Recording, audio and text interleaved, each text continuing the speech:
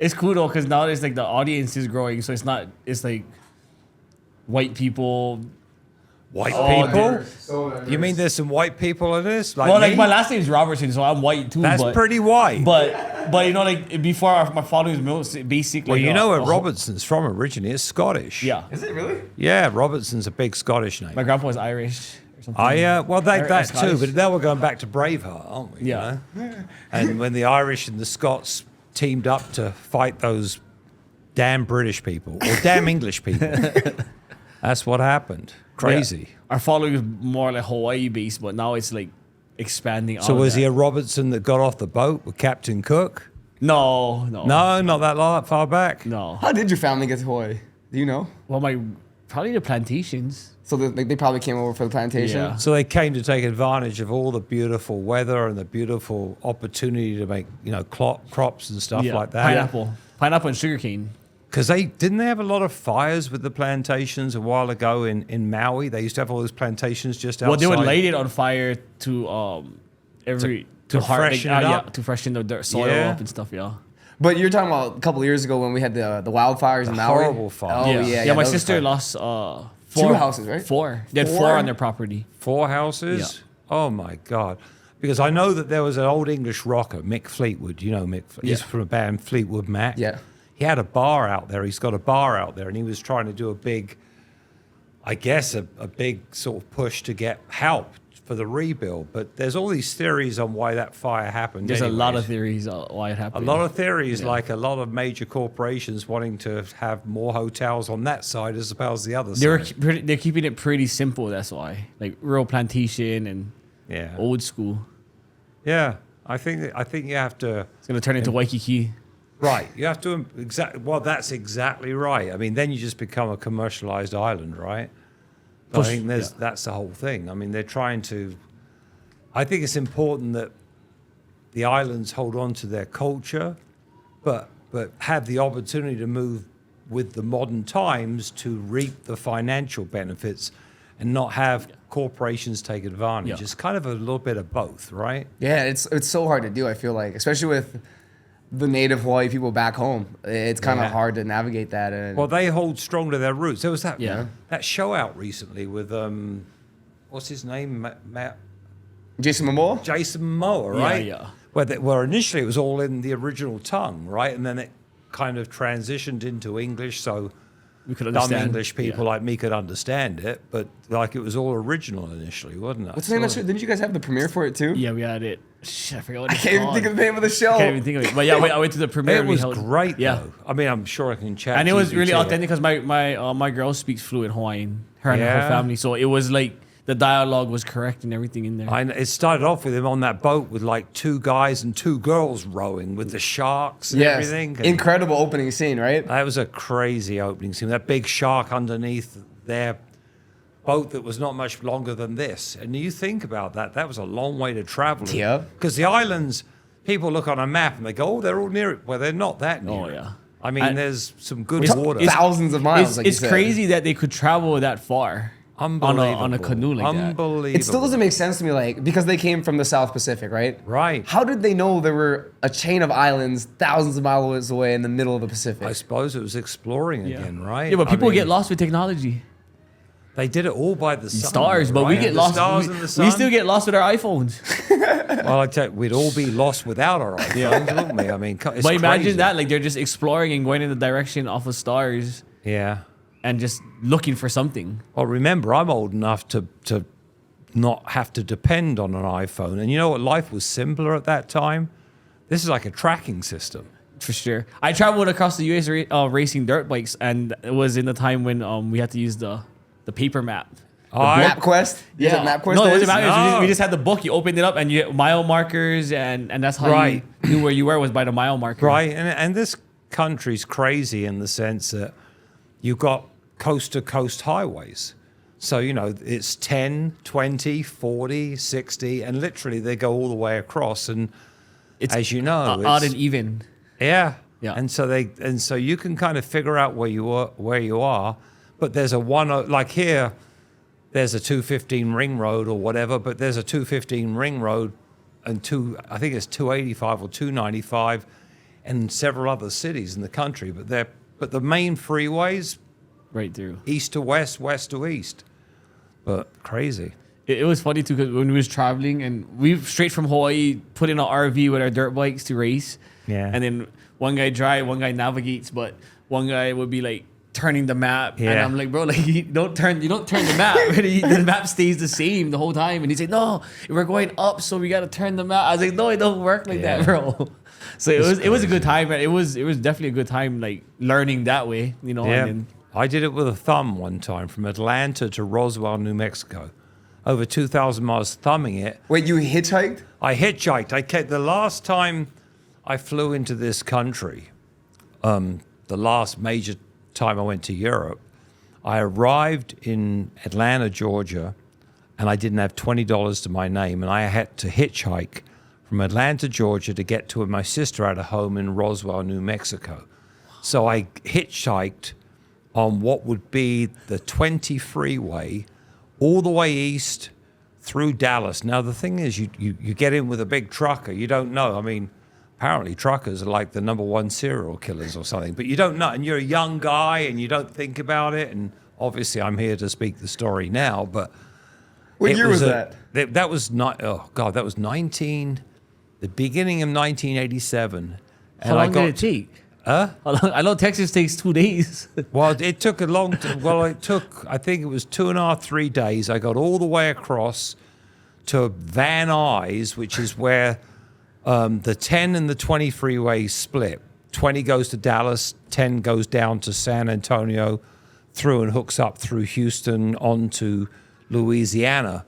And the 20 goes central through Dallas, then through to Shreveport, Jackson, Mississippi, and on to Birmingham, then to Atlanta. So I got there, and then I had to get out, and I had to figure a road north to get to Roswell, New Mexico, which is technically was north, got to think about this, west of Lubbock, Texas. Honestly, 3 days is not bad. 3 days isn't bad, and I think, there's a lot to see out there. You'd be amazed. It's crazy. As a passenger, and Wait, you don't where gotta- did you sleep? Wait, I had to stay awake because I couldn't afford to sleep. I didn't know I was going to get knifed or stabbed. I mean, so you don't sleep. You never know, do you? I mean, you think about it. You don't know someone. Guy's really nice, but he can have ulterior motives, and then Is this and like- you never know. Did the movie Texas Chainsaw Massacre come out yet? At that point, I hadn't, but I mean that. I just movie- isn't that the era of like I just serial killers in pictured general? that happening. Exactly, because they could get away with it. I could tell you about a few, which is maybe not the right way to go on a podcast because It might be the perfect way to go. It might be serious. There was some crazy ones. There was a crazy one in London, and All right, everybody, let's take a second to thank some of our special sponsors. Findlay Toyota The one and only Findlay Toyota. giving us those deals You know, every month. You know what I appreciate about Findlay Toyota? They take care of the community, right? Like so tomorrow. many special programs, your professional teams, the Aces, the Aviators, your favorite shows. Still friends. Still Friends show, your favorite show. And they're doing what is it tomorrow? Toy drive tomorrow. The Toy Drive, Open hosted to by the John public. Barr. Yeah. That's going to be super sick. And supports UNLV, the official sponsor of UNLV. forgot They got about great deals this month, Raleigh. December 2026 Toyota Tacoma, 0% up to 60 months, or a $249 lease for 24 months with $2,999 due at signing. APR offer is also available. The 2025 Tacoma dealer participated buy down may affect final negotiated price.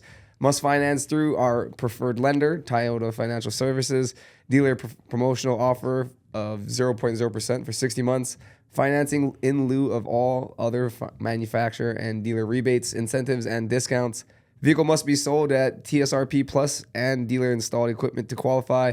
Must have approved credit, Tier 1 and 1 Plus. Cannot combine offers. Not all buyers will qualify for these terms, rates with a down payment, except with the lender. Monthly payment for every $1,000 financed is 0% at 60 months. It's only $16.67. The max amount financed is $60,000, excludes TRD Pro, Trail Hunter, and expires January 1st, 2026.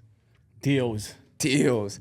But you know, they also got deals on Tundras. Tundras, Raleigh. And if I was ever going to get a truck, I'm getting a Tundra. Tundra, because Full size. Tacoma's nice, right? But it's just, who do you throw in the back seat? You can't throw nobody Not 6 too foot and many, up yeah. back there, right? I went home for a truck cruise, but was all Tundras and Tacomas. Really? I'm gonna have to get me a Tundra though. I love the Tundra because, like you said, full size. Got that window that goes down in the back too. Just room here. Arm out the window, hollering at all the baby, all the honey girls. Some Swampas, Oh, fat tires. You know that. Tell them about the Tundra, Raleigh. 2026 is 0% APR for 72 months. That's 6 years. Or lease 509 months. 509. What the fuck is that? What does that mean? So the lease on the 26 Tundra, What is 509? $509 Can you cut a that out, month. I could. So the lease on the Tundra is $509 a month for 36 months with $3,999 due at signing. APR offer. New 2026 Toyota Tundras. See dealer for complete details. Dealer participated buy down may affect final negotiated price. Must finance through our preferred lender. Toyota Financial Services. Dealer promotional offer of 0.0% for 72 months financing in lieu of all other manufacturing and dealer rebates, incentives, and discounts. Vehicles must be sold at TSRP plus and dealer installed equipment to qualify. Must have approved credit tier 1 and 1 plus. Cannot combine offers. Not all buyers will qualify for these rates with a down payment acceptable to lender. Monthly payments for every 1,000 finance is 0%. APR 72 months at $1,389. Max amount financed is $70,000, excludes TRD Pro. Trail Hunter expires 1/5/26. So the biggest thing is, guys, go That's a out lot. there. Findlay Toyota is always supporting us. They support everyone in the community. So many good causes. So make sure you guys go out there, check them out. Make sure you guys let them know Toyota or at Findlay Toyota. Still Friends sent you guys. They've also got great deals on the 2025 4Runners. Those right now, you can lease them at $439 a month, 36 months, only $3,999 due at signing. Or the 2026 Camrys, also on a great deal, 4.99% up to 60 months, or a lease of only $399 for 39 months and $2,999 due at signing. The new Camrys are nice. Bro, they look sick. They're pretty sleek and nice, yeah. They look like sports cars, Yeah. bro. And they're still, I think they're the biggest sedan still on the market. Yeah, Like somebody pulled up with one and I was like, "Damn, this is a nice ass car." And I looked at it as it's a Camry. they look like luxury cars now. They literally look better, and they are nicer inside tech-wise than the old Lexuses. They're sick. They're the best on the market. And then you get the best engine. You get Toyota Care now included. No win, no lose. Another good car is 2025 Toyota RAV4s. Those are really good cars too. 4.75 APR up to 60 months, or at least $289 a month at 39 months. $3,999 due at signing. Even these Corollas. The Corollas are nice. Bro, I was with this girl once in the back of her Corolla in high school. You guys fit? That's what I'm saying. In a Corolla. That's how big Corollas are. You would have no idea, but... I feel like everybody started off with a Corolla too, because I had a Corolla for a little while. And they got like 40 miles per gallon. Corollas are crazy. With 500,000 miles on there. Still going. But 2026 Toyota Corollas, 4.99% APR up to 60 months, or lease at $229 a month, 36 months, $2,999 due at signing. And of course, everyone that goes down to Findlay Toyota, they're gonna get taken care of really well. But if you guys want a little extra special treatment, make sure you guys go down there. Either ask for Remington or Carlos. Let them know that Still Friends Show sent you guys, and they'll take care of you. I don't know. You if were around at the time? I was, but didn't know about it because I found out about it later. There was this, what happened was there'd be this weird guy that used to hang around the West End and Soho of London. And the reason is if you're in Soho and you were in Soho in the early 80s, you'd see a lot of young guys because they're all trying to pursue the entertainment industry, like, you know, being a musician or whatever. So a lot of kids would come in from different parts of the country, London, and you'd have nowhere to stay. Now, England can get cold and rainy and so on and so forth. And so what people will be looking for shelter and stuff. And this guy used to kind of hover around the bars of Soho. And then what he would do, and I know there's an actor that used to play Doctor Who. And it's an English show that played him in a TV show that was on TV not that long ago. It was like a movie about him. So he'd go around these bars and he'd look for young 18, 19, 20-year-old guys, and he'd just like, you know, he'd strike, "Hey, what you doing? You okay?" Well, no, I came here from Leeds and whatever. You know what I'm saying, or wherever. Really, you okay? Would you like a drink? Oh, yeah, man, because he's got no money. And then, have you eaten? Whatever, yeah, where are you staying? And obviously, you pick your targets. And eventually, just like Dahmer used to do, right? Jeffrey Dahmer, he would find out that they were by themselves. Nobody really knew who they were. Remember, it's before everybody had a cell phone and said, oh, yeah, I met this guy and he's taking me to his place on so-and-so street, right? Or whatever. So it was before that. And so this guy would do, he'd take them back to his house. And then he'd bludgeon them and he'd kill them. But the way he got rid of them, he had a meat grinder. And what he would do is he'd cut them into pieces in the bath, cut them to pieces, then grind it, and then drain them away through the drains. Well, it worked for a while, but the trouble is he probably didn't put enough Drano or whatever in there. And what happened is it started to smell a lot. And the smell, obviously, because the pipes and all the sewage systems, which dated back to probably the 19th century or 18th century, were getting all blocked up with ground up body.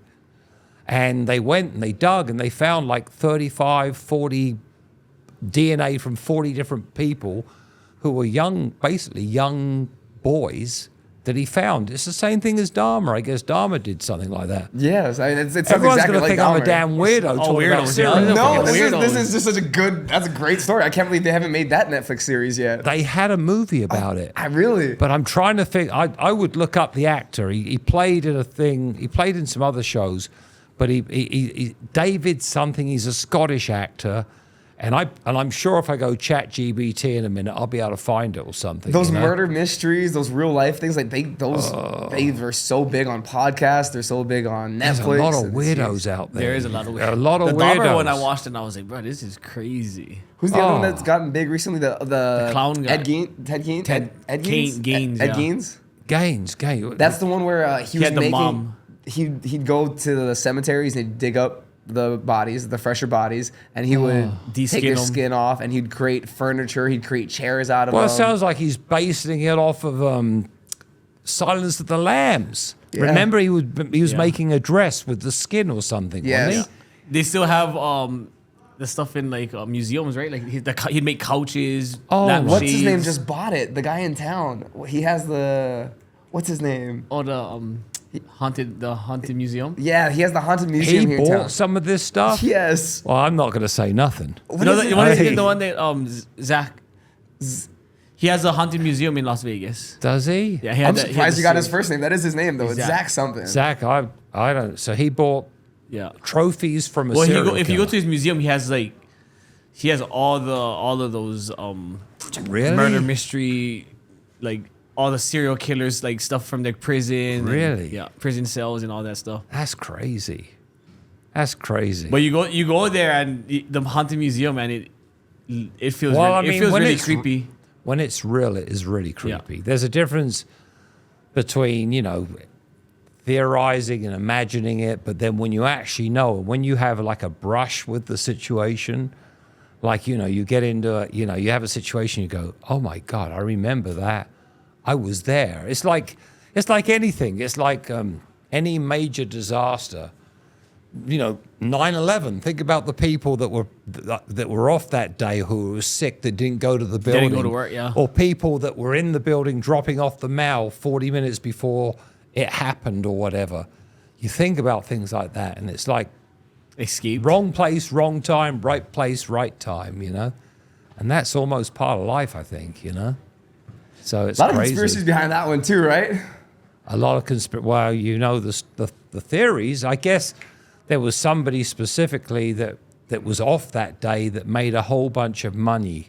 Right. The guy that owned the lease, right? He owned like a 99-year lease on the Twin Towers. Something like that. I believe yeah. it, like the evaluation of the Twin Towers was like $640 million, Something big. but the Yeah. insurance policy he took out was like $3 billion. Something stupid. Yeah, right? and they were off of work that day. His son was off of work that day. I believe his daughter. It's was just there's a lot of coincidental things that have happened in life. And The way it collapsed. well, I'm not a structural engineer, so I don't know anything I don't about know. that. I like to light stuff on fire. So Well, I mean, I'm a pyro. Because it went off high, didn't it? Because everyone that was above where the fire started, oh my God, they were jumping off the buildings, I guess, because of the no chance. Didn't know where to go, yeah. I guess with all that much heat rising, the helicopter couldn't get near to get on top. I'm assuming. And that type of time too, right? Things are different. Yeah. Things are different. I mean, it's now over 20 years ago, right? It's 25 years It ago. didn't seem man. like that long ago. It doesn't, but that's the thing about age. And you know, you're looking at someone. I mean, age. You think about things and you go, that was 38 years ago, or that was 27 years ago, or whatever it may be. And there's a lots happened in the world. Because you've seen it all, does it feel like, I mean, the 80s Yeah. compared to the early 2000s and the early 2000s compared to now? Was it a faster, almost like a time warp from the early 2000s to now than it was from the 80s to the early 2000s? You know, I mean, technology is moving, right? I mean, the thought of having a cell phone. I mean, today you spoke to anybody that's under the age of 25 and they can't even imagine life without a cell phone, right? Or even 30 maybe even these days. Before, I mean, where I come from, a lot of people didn't even have a phone in a house. I mean, you've seen those old telephone boxes in England, like a stand-up box you go and use. And here, I can remember putting a quarter in a telephone, and that's a good story, by the way, because I remember I was in the music business, right? And I can remember, and I tell this story, I've been through some touring in the 80s. I toured opening for Ozzy Osbourne and some other artists. And anyway, I had to escape Albuquerque. I was in a horrible, toxic situation.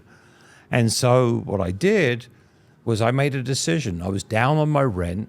I'd lost my car, but I had my assets in my house and I sold everything. And at the time, for about $500. I mean, you know, couches, TVs, anyone that could give me some cash. And I got a Greyhound bus. And I went to Gainesville, Florida from Albuquerque. And I took this bus and we stopped in Houston and whatever. And I had a friend of mine and his name was Richard Kelly. And Richard Kelly owned car dealerships in Alabama, Georgia, or his father did. He was kind of like the Findlays. The son was Richard. I was friends with him at the time. I'm a young guy. He's a young guy. But his father had stores in Spartanburg, South Carolina, Georgia, Alabama. And now they bought a bunch of stores in Gainesville, Florida, a great town. So, of course, what I do is I called Richard out of the blue. Again, no cell phones. Called the store, said, is Richard there? They said, who are you? I said, I'm John Barr. He's not here right now. I'll leave him a message. You've got a telephone number? Well, I don't. I'm moving. Let me try back. It was different times, right? So I get hold of Richard. And I get hold of him eventually. And I say, hey, Richard, how you doing? He goes, John, how are you? And I used to do his radio commercials in Atlanta, Georgia, on a station called 96 Rock. So he said to me, John, come down, stay, we'll party, come down. No problem, you got a place when you get here.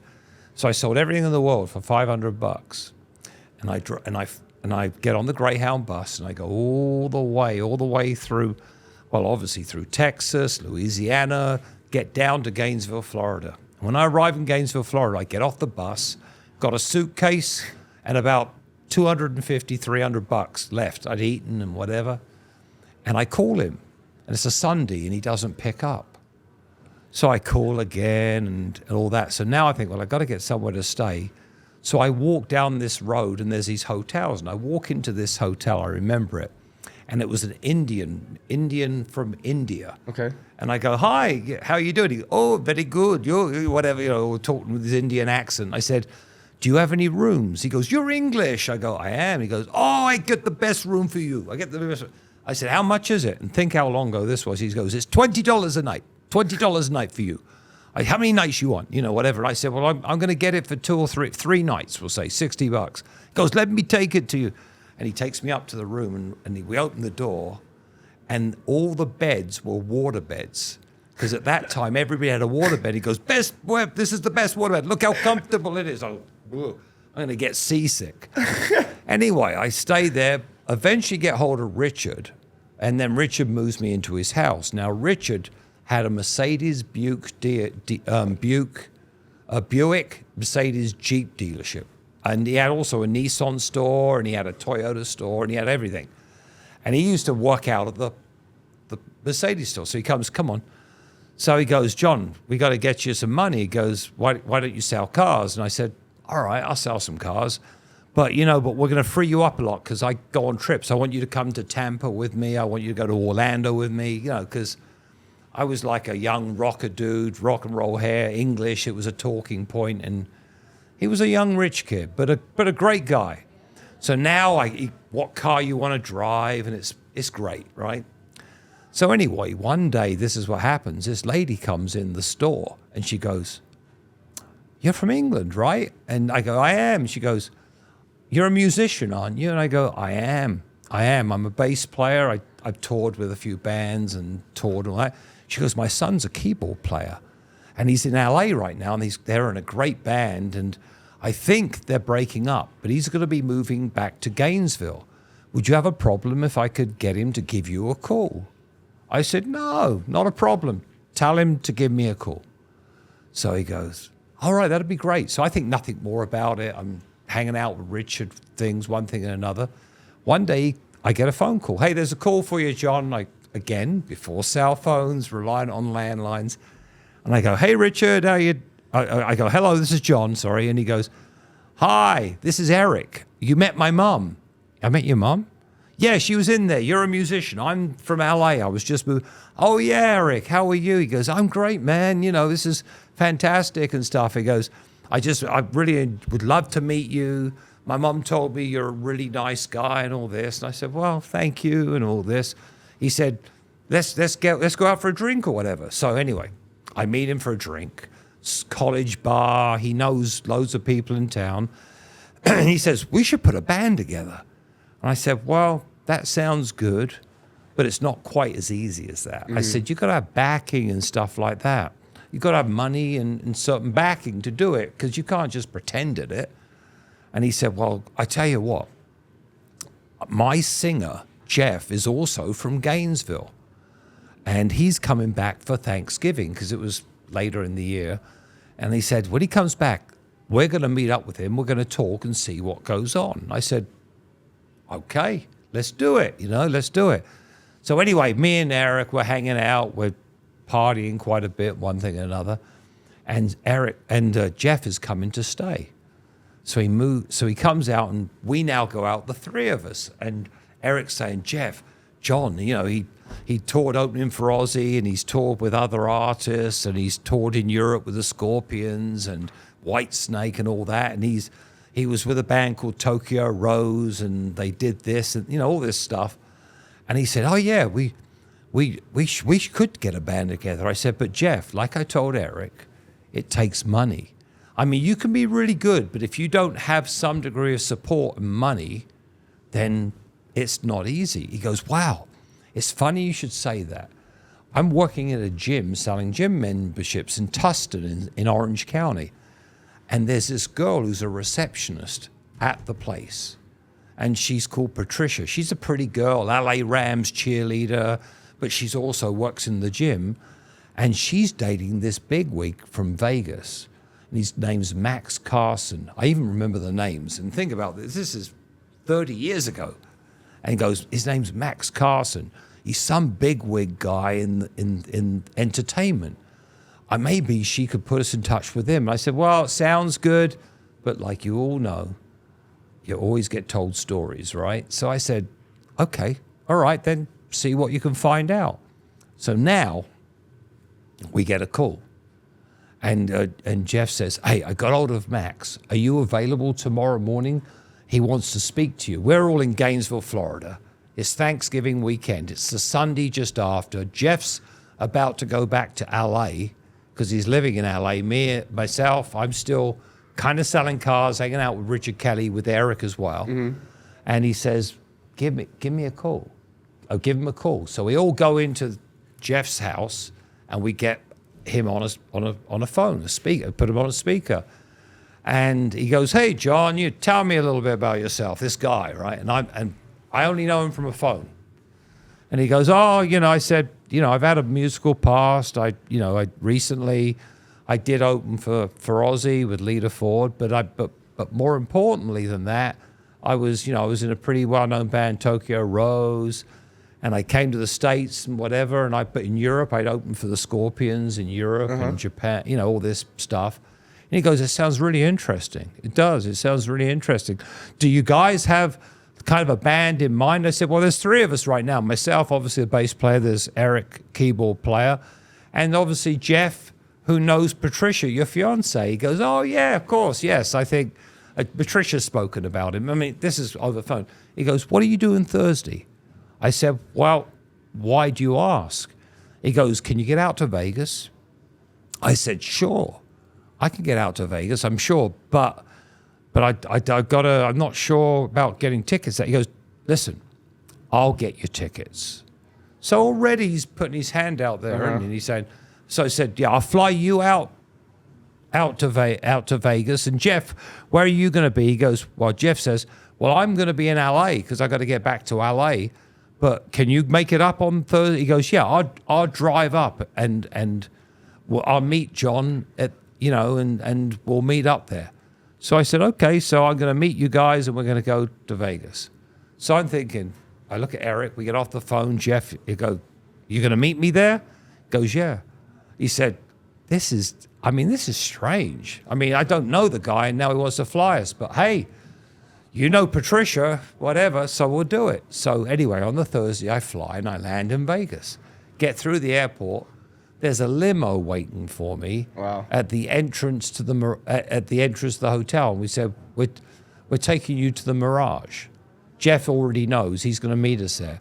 So now I get limoed to the Mirage, meet Jeff. We go to this room, a nice room. We walk into the room and there's $1,000. Now this is 1989, like December 1989, right at the end of December. $1,000 laying there. $1,000. We go, $1,000? The phone rings. Max, hey guys, we know it's your first night in Vegas. We gave you some money to have some fun. Have a good time tonight. Go and do your thing.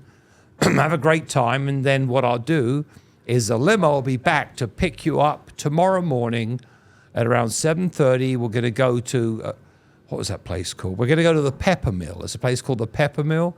Yeah, and we'll have restaurant. Yeah. The oldies restaurant, right? Yeah, the old like Vegas restaurant. Yeah. Then we're going to go, it's going to bring you to our offices. We're going to meet you. We're going to discuss what we got to do.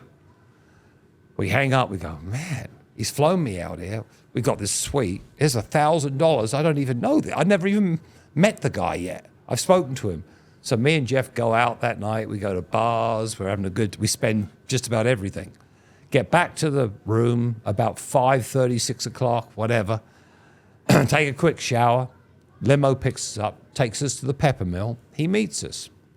He goes, I'm going to take you to our corporate offices. They're at the Renaissance Center, which is on Tropicana and Eastern. There's a bunch of office complexes right there. He said, you're going to meet a lot of the people that I work with, and we're going to have a board meeting, and we're going to tell us a little bit about what you got in mind, and we'll see where it goes. Wow. So I go, okay. So we drive to the offices. There's Jeff and myself, and I'm more of the vocal talker. So we went in, and they asked us about it, and we tell them all the plan and the story and this and that and whatever. And I never forget, this is where it gets good. We do our bit, and they say, gentlemen, can you guys leave the room for a little while? We'd like to confer with ourselves and talk this over and stuff. I said, okay, no problem. So they walk outside. Anyway, long story short, we walk back in and they ask us a couple of questions. Well, how many of you will there be? I said, well, there's 5 band members, but we also run with 5 crew members because we know sound man, our light man, backline guys, and just general people to do it right. So there'll be 10 of you. Then he looks over and he says, do we still have those apartments from the last thing we do, those condos? And he goes, yeah, we do. Well, we need 5 of those then. Two people apiece, that'll be okay? And we said, well, yeah. So no problem. Then he said, do we have the cars left over from that last shoot we did, the one that Patricia was involved in? And we said, shoot. Yeah, we have a bunch of cars that we rented during it, but we got more time on them. They're Dodge Dynasties. Well, we're going back, right? So you understand, this is like 1989. But they're cars. I mean, most of us are used to walking on our feet, and suddenly there's cars, right? And he goes, yes, we do. He goes, do you think on a per diem basis you guys could all survive on $2,000 a month? Plus your bills paid for, and because you'll be rehearsing, and then we can get the equipment you need and whatever. I said, well, you're talking like this is going to happen. He goes, yeah, we're very excited. I think we're going to make it happen. And he's telling this, right? So me and Jeff are looking at each other, and this is where it starts getting real good. And he says, listen, you guys go back to LA. What I'm going to do is get in touch with my attorney in Denver, Kevin O'Shaughnessy. I remember the name to this day. He goes, he's going to draw up the contracts. Then we're going to reach out to you. We'll get you here, and we're going to rock and roll. We said, are you really serious? All right, that sounds good. In fact, so much so, here's a couple of $1,000 while you're down there. You're going to be down there for a week or so, a week and a half while the contracts are getting done. Then we'll bring you back to Vegas, sign up. We'll get everybody, and we'll get going. So we go, okay, we shake hands. He gives us more cash. I mean, he didn't have to do that. He did. We go out and get in this old Mustang that Jeff had driven from LA to Vegas. And we drive down to LA. And on the way down, we're going, this is great, man. This is great. This is like incredible. We get to LA. We're calling Eric, who's still in Florida. We're calling the drummer that we know that's out of Chicago that was with us. We're calling other people, and we're like going, this is great. We got a couple of $1,000. We're going to the Rainbow on Sunset Boulevard, and people are going, oh, you're a rock and roll guy. Yeah, we are. We're a band. We're about getting together. Our management company is just setting up everything. We're going to, we're telling all the people everything, right? And we're having a good time. After about a week, we call up and we ask, what's going on with the contract? Oh, it's just about done. Kevin's just finishing it up. So we go, okay, buys us another couple of days. Then 2 days later, he calls. He goes, guys, what are you doing? So we're just waiting for you to let us know when we come to Vegas, because we're going to come up and sign the contract. He goes, I need to meet you. I need to meet you. Can you meet me on Century Boulevard at the Marriott Hotel and in the reception area? And I'm about to get a flight out of Vegas, so I can meet you about 2:00 at the reception right by the airport on Century Boulevard. We go, okay, no problem. So we get in the old Mustang. We head up there. He gets out. He goes, all right, we're going to go get something to eat. So we sit down at this table. And he goes, guys, we got a problem. And we look at him. We go, well, what's the problem? He goes, well, there's a little bit of a problem. And we said, what was it with the band? No, we love the idea of the band, but I got a problem because you know my fiance. He looks at Jeff. Yeah, Patricia. Well, there's a problem involving Patricia. We said, well, what's the problem? He said, well, she was doing a part for us. You know that she's a cheerleader and she works at the gym. But obviously I give her money. I mean, she's my fiance and all this stuff. But the problem is we believe that she was involved in a drug deal. And we said, well, all right, so what exactly happened? Well, we paid her in advance on a part that she didn't do, and we advanced her $80,000. Now, remember, we're being flown around, given cash. These guys seem pretty real. We went to their offices on the Renaissance Center. They'd given us money. They'd flown me to Vegas from Florida. So we'd seen, I don't know, $6,000, $7,000, $8,000 yeah. for nothing. And he goes, well, the problem is we think the $80,000 she'd used for a drug deal. And me and Jeff go, well, how do you know that? He goes, well, he looked at Jeff and he goes, you know the gym you work in? The guy that owns it, we think it's a front because he's a pretty big time drug dealer. We think the money was used for a buy.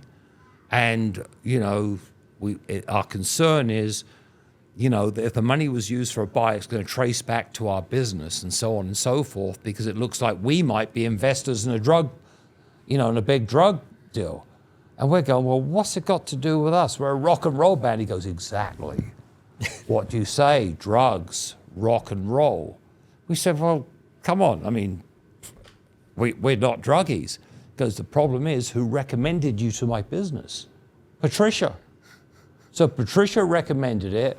She's extorted, taken money that she was supposed to return, and she's probably in with this guy who's a drug dealer.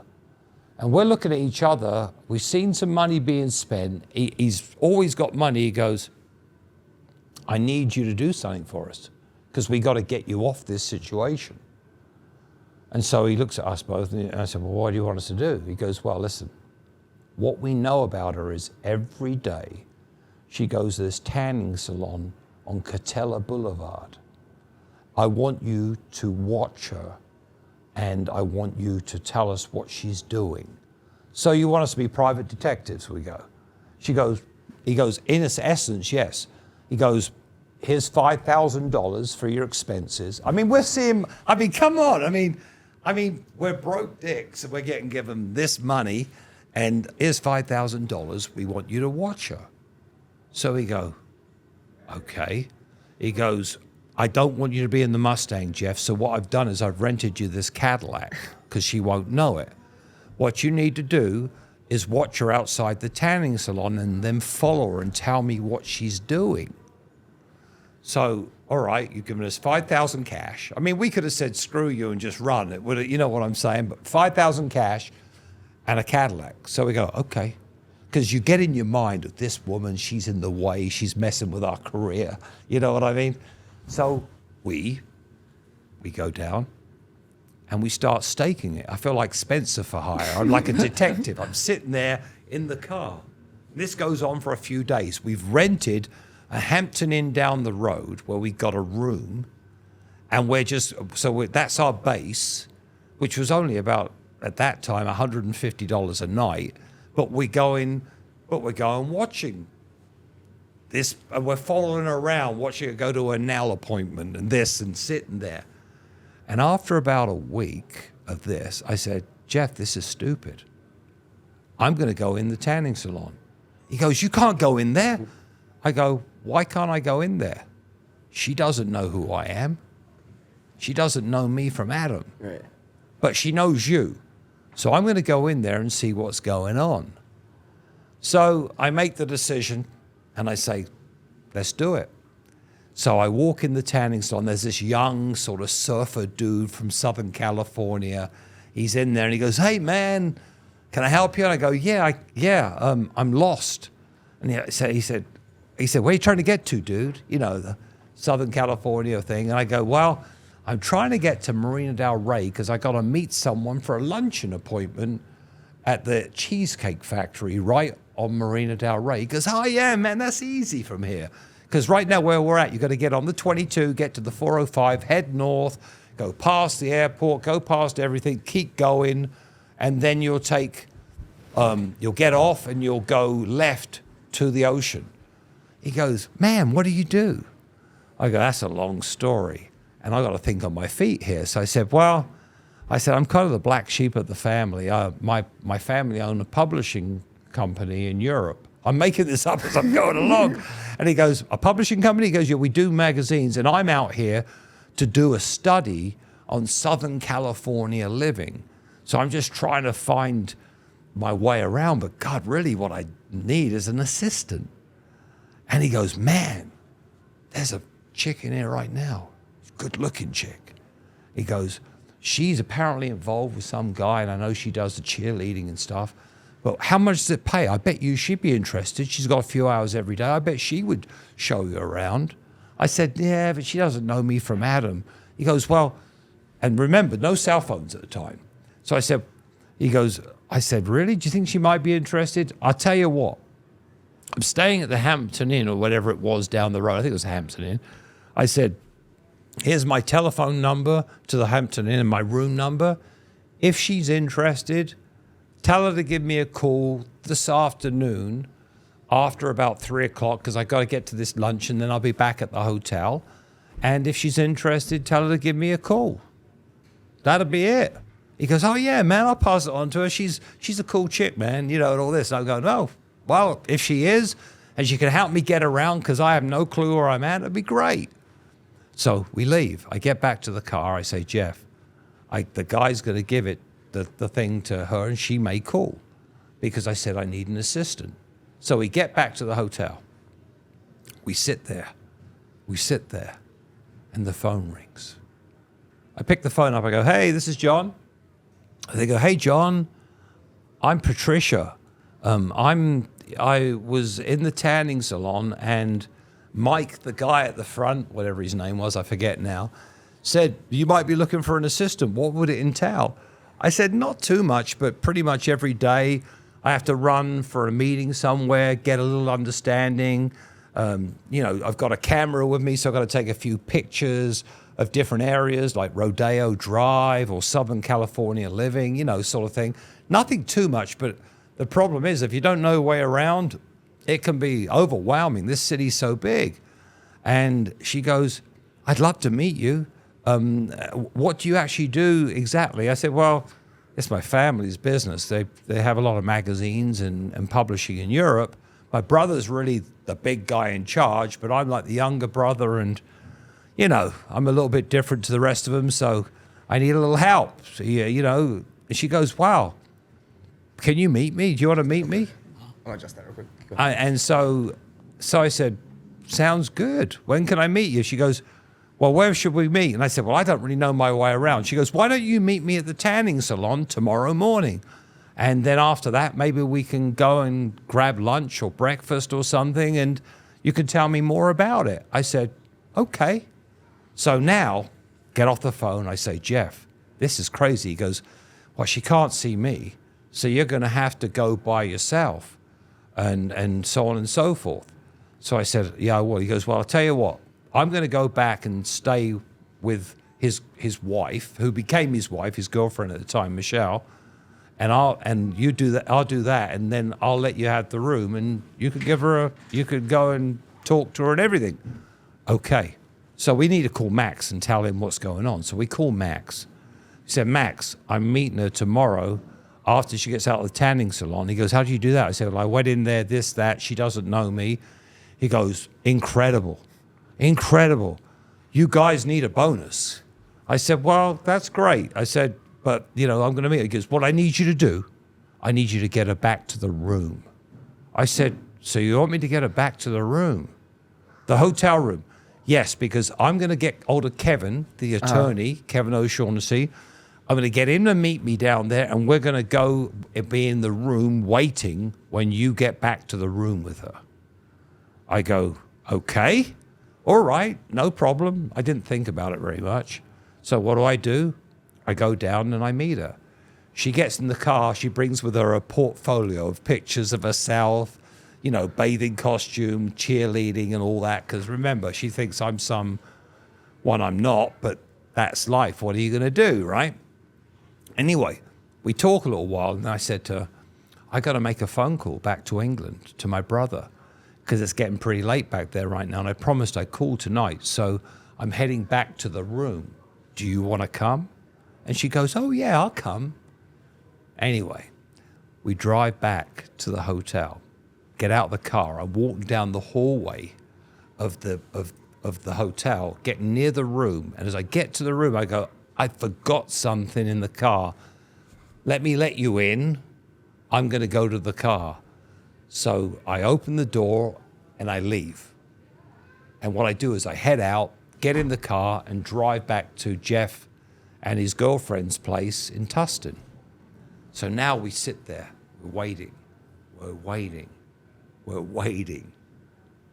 And the phone rings. Guys, you guys are brilliant. We said, well, what happened? Goes, well, she walked in, she saw me, and she broke down and cried, and we were intimate and all this stuff, whatever. And I go, oh, all right. And we're going to Vegas. She's going to meet us. she's going to go to Vegas with us. I said, but she knows that I took her there. She goes, yeah, but she doesn't really know that you or anything. She thinks I was just here in the room. She doesn't know you were involved. So anyway, she goes, come on over. We're all going to go together. So now me and Jeff are driving over to meet him and her. So when we get there, she's not there. So we say, where's Patricia? Oh, she went home to get some clothes and she's coming back. Well, hours go by and she doesn't come back. Doesn't come back. So now he goes, the bitch, excuse my language. And I go, well, what's wrong? She goes, she told me she was coming back. She isn't. I need you to call her now. And I said, well, why am I going to call her and tell her, Max, that I was nothing to do with this? I mean, I'm the one that took her to the room and opened the door and left. And you were supposed to be here with Kevin, the attorney, and Kevin's not here, you are, and you had whatever go on. She left. He goes, just tell her Frank Maletti and the boys grabbed you. I said, who is Frank Maletti? He goes, don't worry, Malibu Mob. Don't worry, she'll know who he is. So now I dial this phone. I go, Patricia? She starts going, you piece of what? I can't even repeat the words. You know what I'm saying? And I said, what are you involved in, Patricia? She goes, you know, you have no idea. This guy's crazy. You know, he's a this, that, whatever. I said, but you're crazy too, the way you're thinking. I'm part of this. I was nothing to do with this. I got grabbed by some thugs, Frank Maletti or something. These guys said, providing I stay quiet, I'll be okay. Obviously, I'm okay. They let me go. What are you involved in? She goes, you weren't part of it? I go, damn no. I was nothing to do with it. So anyway, I talk it around, and she meets me. For the next 2 or 3 weeks, every day, Max is now with me and Jeff.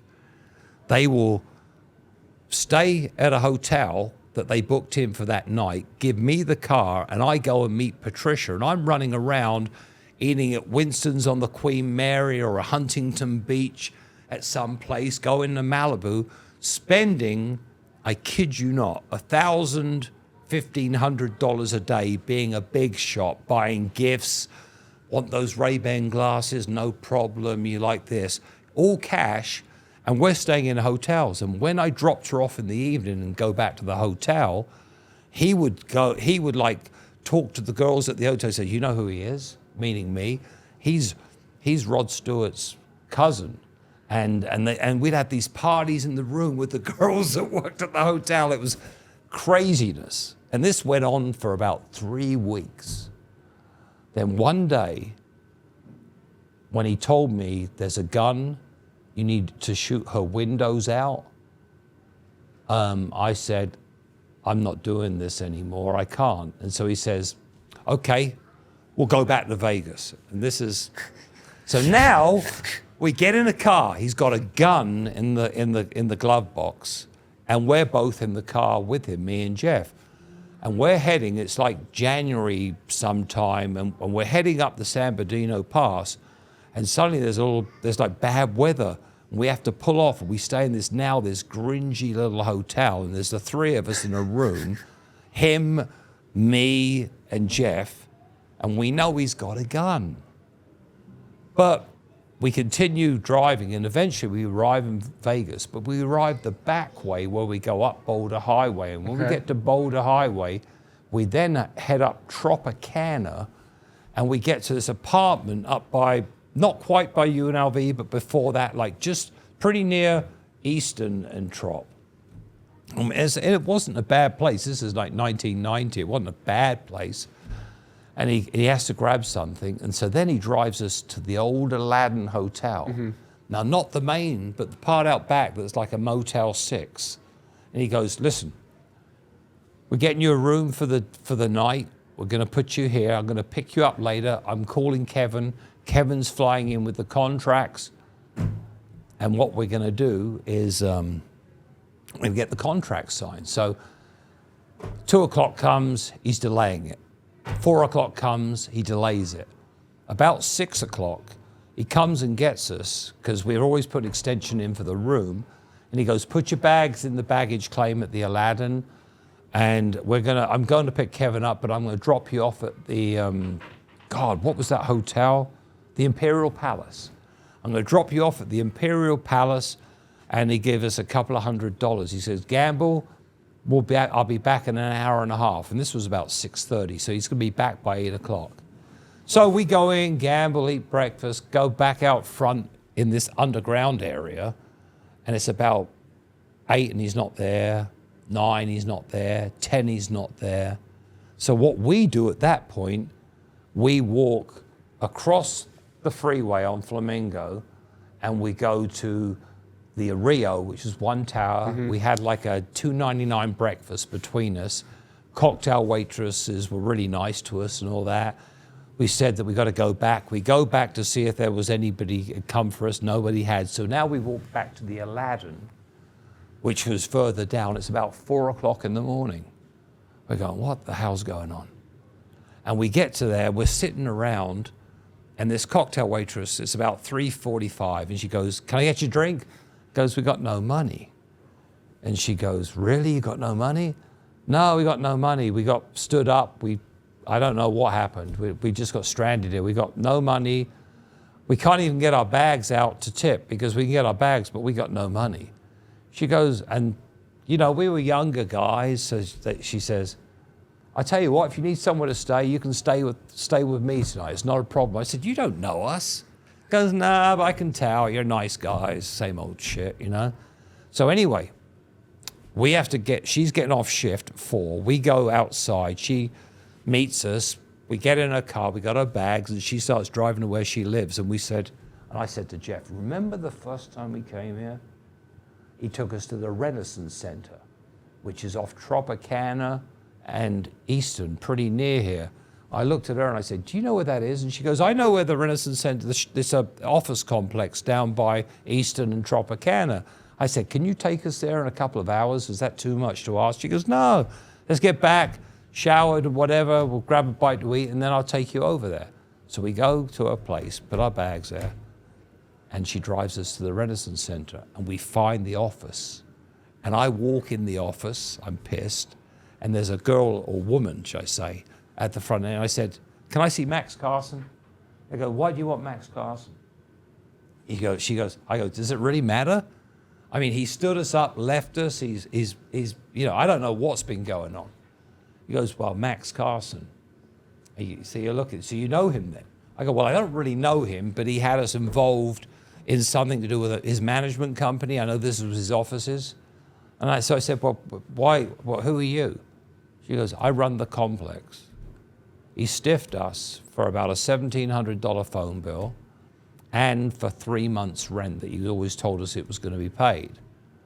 Do you mind if I call the police?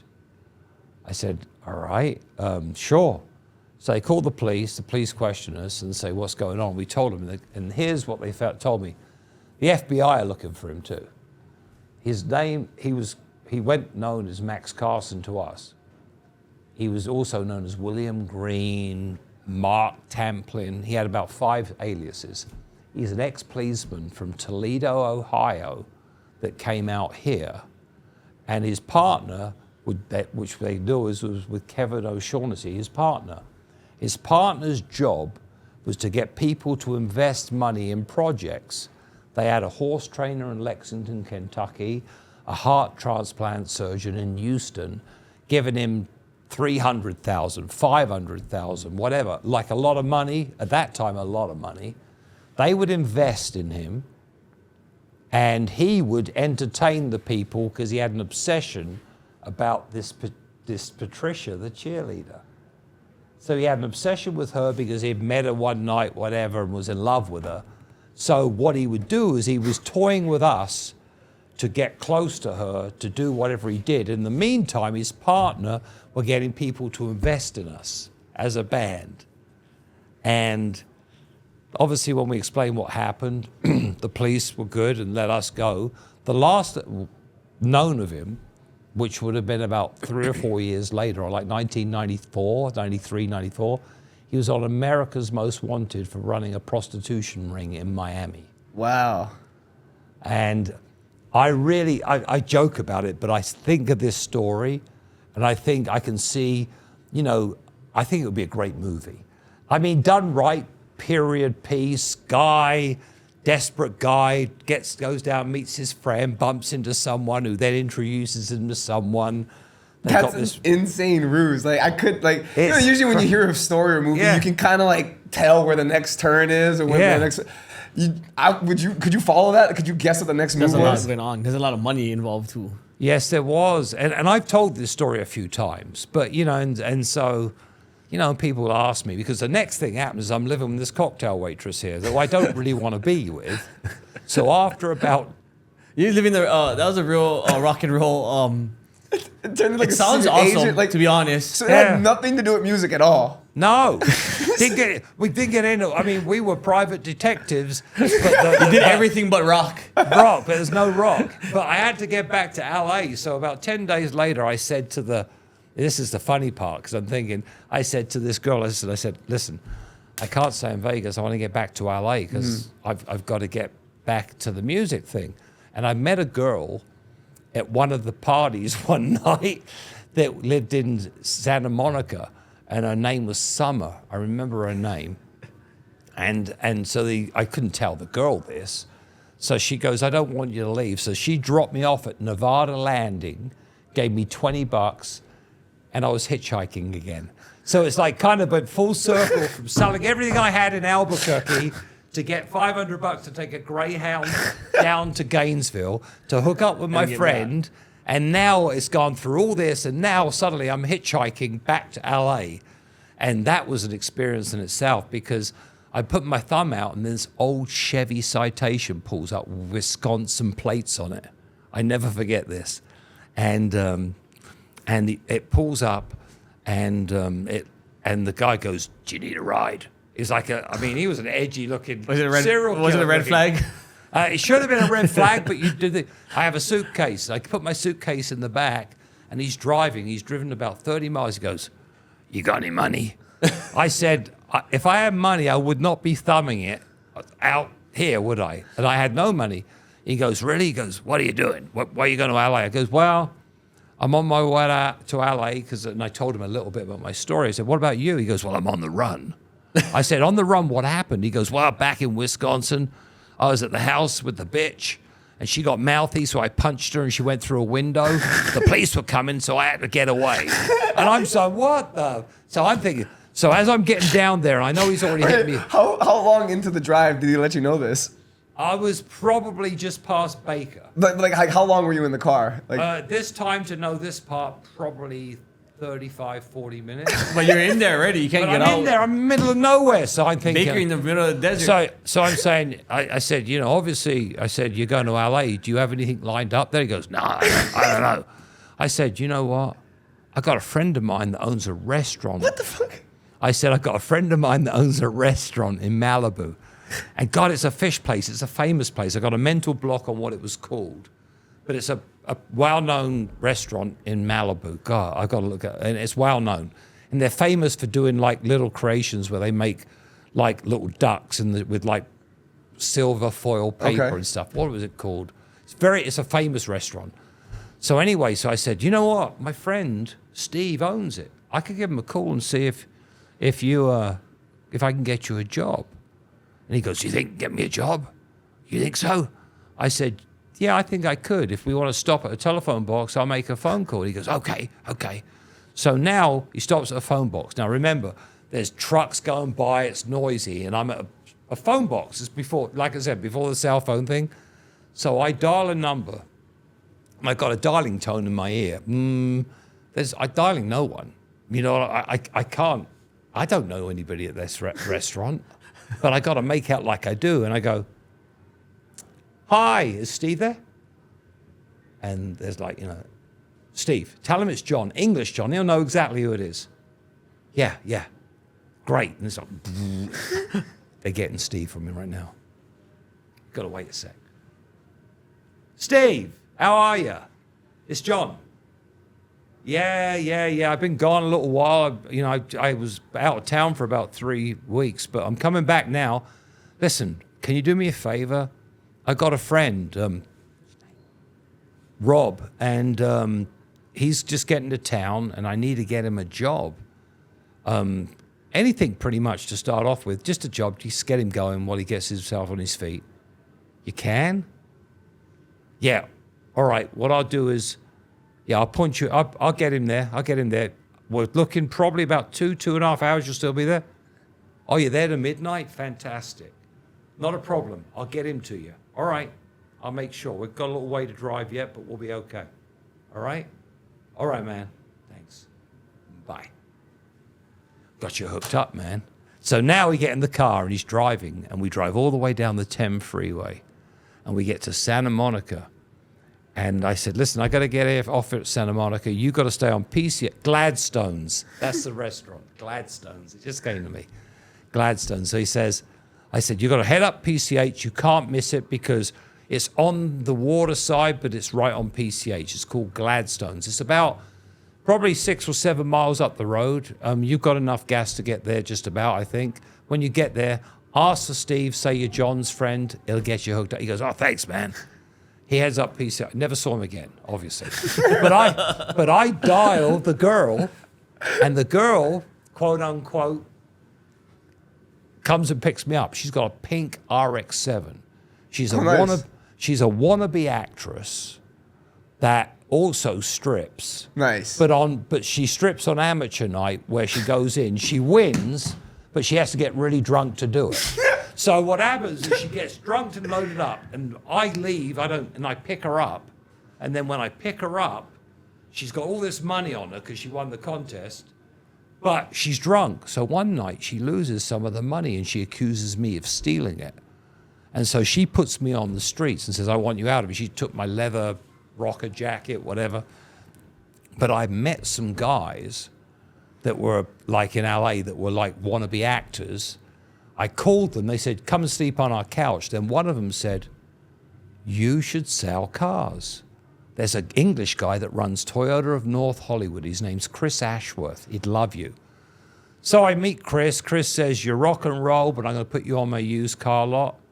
I started selling cars, and that was kind of full-time into selling Toyotas, and that's where it all started for me. Wow. And after a little while, I bought myself a Jag. Good stuff. And is this where we give the introduction of who John is now? Oh, sorry. Yeah. Now you can do the intro. No, it's just, for one, an amazing storyteller. Oh, thank you. But I mean, a legend in the business. Well, I'm renowned. I'm infamous, I guess. I don't know. Infamous might be a better word. That might be the perfect word. I've been very blessed. I have. It's great talking to you guys, though you haven't done much talking, really.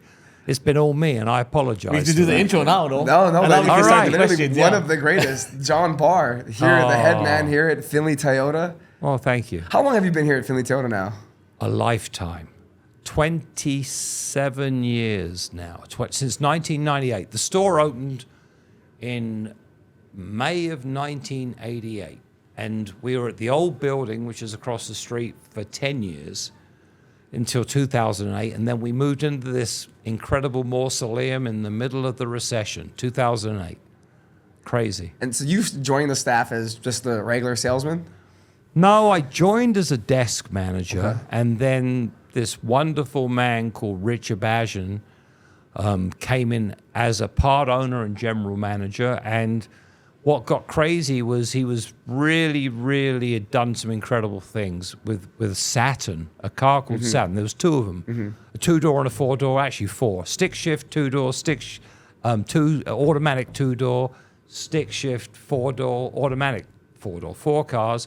And through relationships and branding, he'd done an incredible job and made it the #1 Saturn store in the country. And really incredibly close with the UNLV.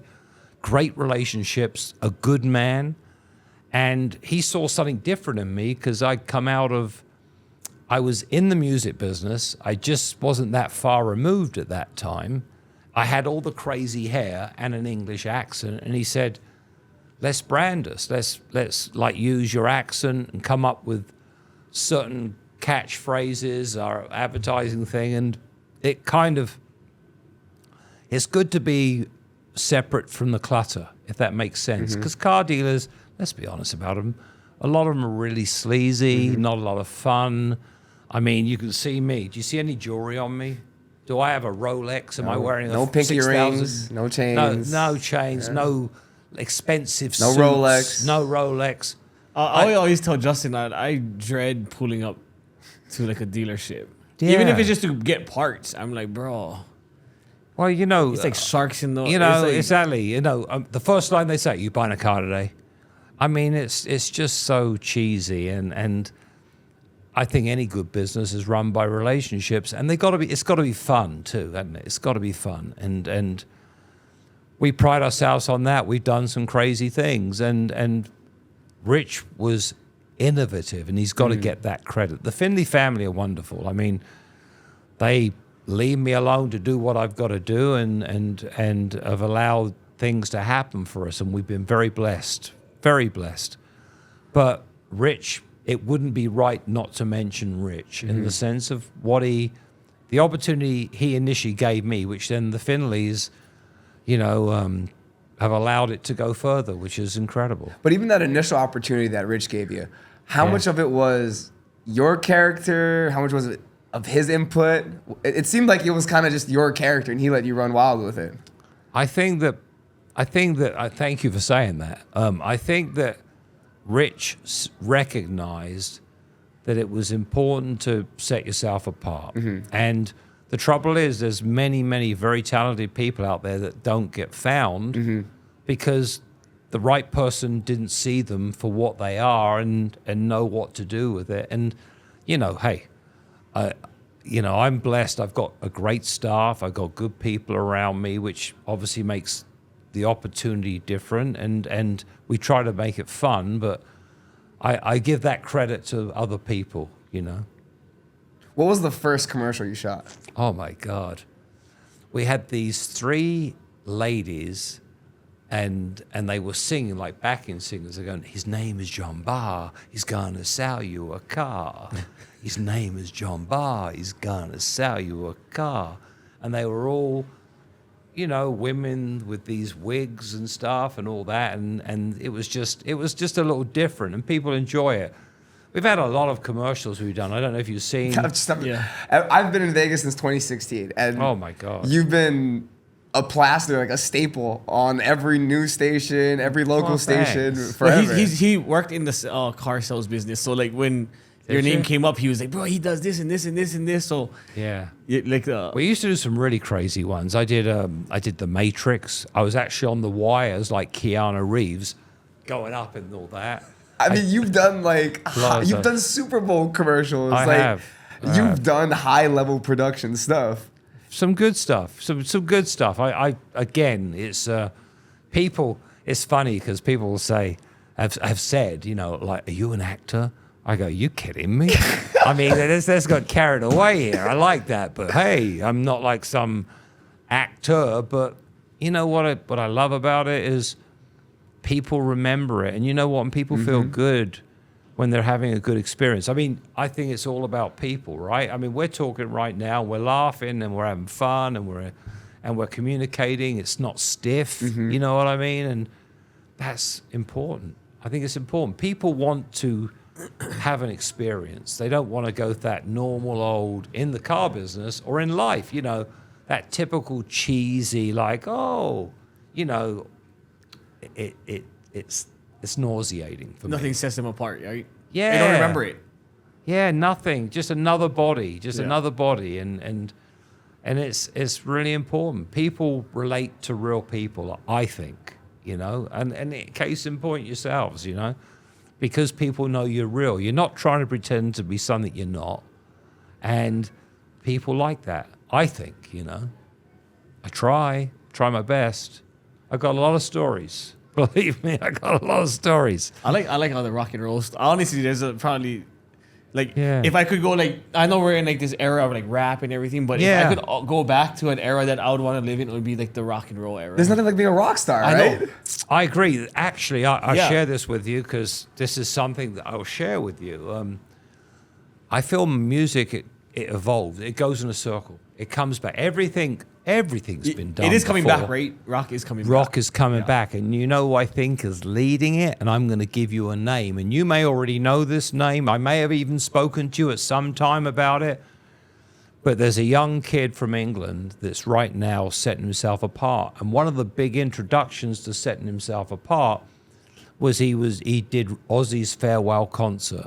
And when Ozzy was doing his farewell concert and all the guest stars played at the concert, Steven Tyler from Aerosmith, Nuno Bettencourt from Extreme. I mean, these, some bands know more than others. Ozzy and Sharon, and it's documented on video, said, this kid is going to be the next kid to rule America from rock and roll, and his name is Youngblood. Do you know that name? I haven't heard it yet. I'm telling you, Youngblood. He just did. You're familiar with a Queen, right? The band Queen. They had an operatic song, the one that really got them really well known. It was Bohemian Rhapsody. You're familiar with that? Youngblood just did a song, and it's a 10-minute song, and it's called Hello, Heaven, Hello. Hello, Heaven, Hello. And he's gone his distance to get known, and I love him for that. And he's very real. And what had happened is at the age of 15, he moved to London. It's kind of going back to our conversation about the weirdos and all that, right? He lived in hostels and roughed it and whatever as a young teenager, got into some music which is a little bit, I wouldn't say punkish, but ska and like a little different, you know. Okay. But his real love was rock. And because of his success and his growth, he did an album recently called Idols. He's up for 3 Grammys. Wow. Best Song of the Year, Best New Artist of the Year, and he's the epitome of rock. There was a concert in London where a lot of artists, Mick Jagger, Paul McCartney, Rod Stewart, Roger Daltrey from The Who, several of them quoted it's the best thing to come along in 40 years from that perspective. And when I encourage listeners that like rock to listen, he's going to change everything. And actually, he's coming to play in Vegas in May at the Planet Hollywood. But it's a video you can pull up. It's a song called Zombie. And you know what's really neat about Zombie? I like people that are different. I like people that are unusual, people that are true to themselves. Mm-hmm. You know, it could be piercings, it could be tattoos, it can be whatever sets you apart. I mean, I used to wear makeup back in England in the early 80s as a rocker. And, you know, and some people go, well, what the heck? You're this. But I was true to myself. It wasn't anything weird. It was just what we did at the first little time. And he is true to himself, but everybody loves him. I mean, it's crazy. Have you heard of a female artist called Halsey? Yeah, I love Halsey. I always repost her on my page. Look her up. She was in love with him. Before she got married, she did a song with him. And he's called Youngblood. Youngblud. Honestly, I probably heard his music. I just don't know bet that's you his might name, even have heard it. They say he's the new coming. I just probably never heard it.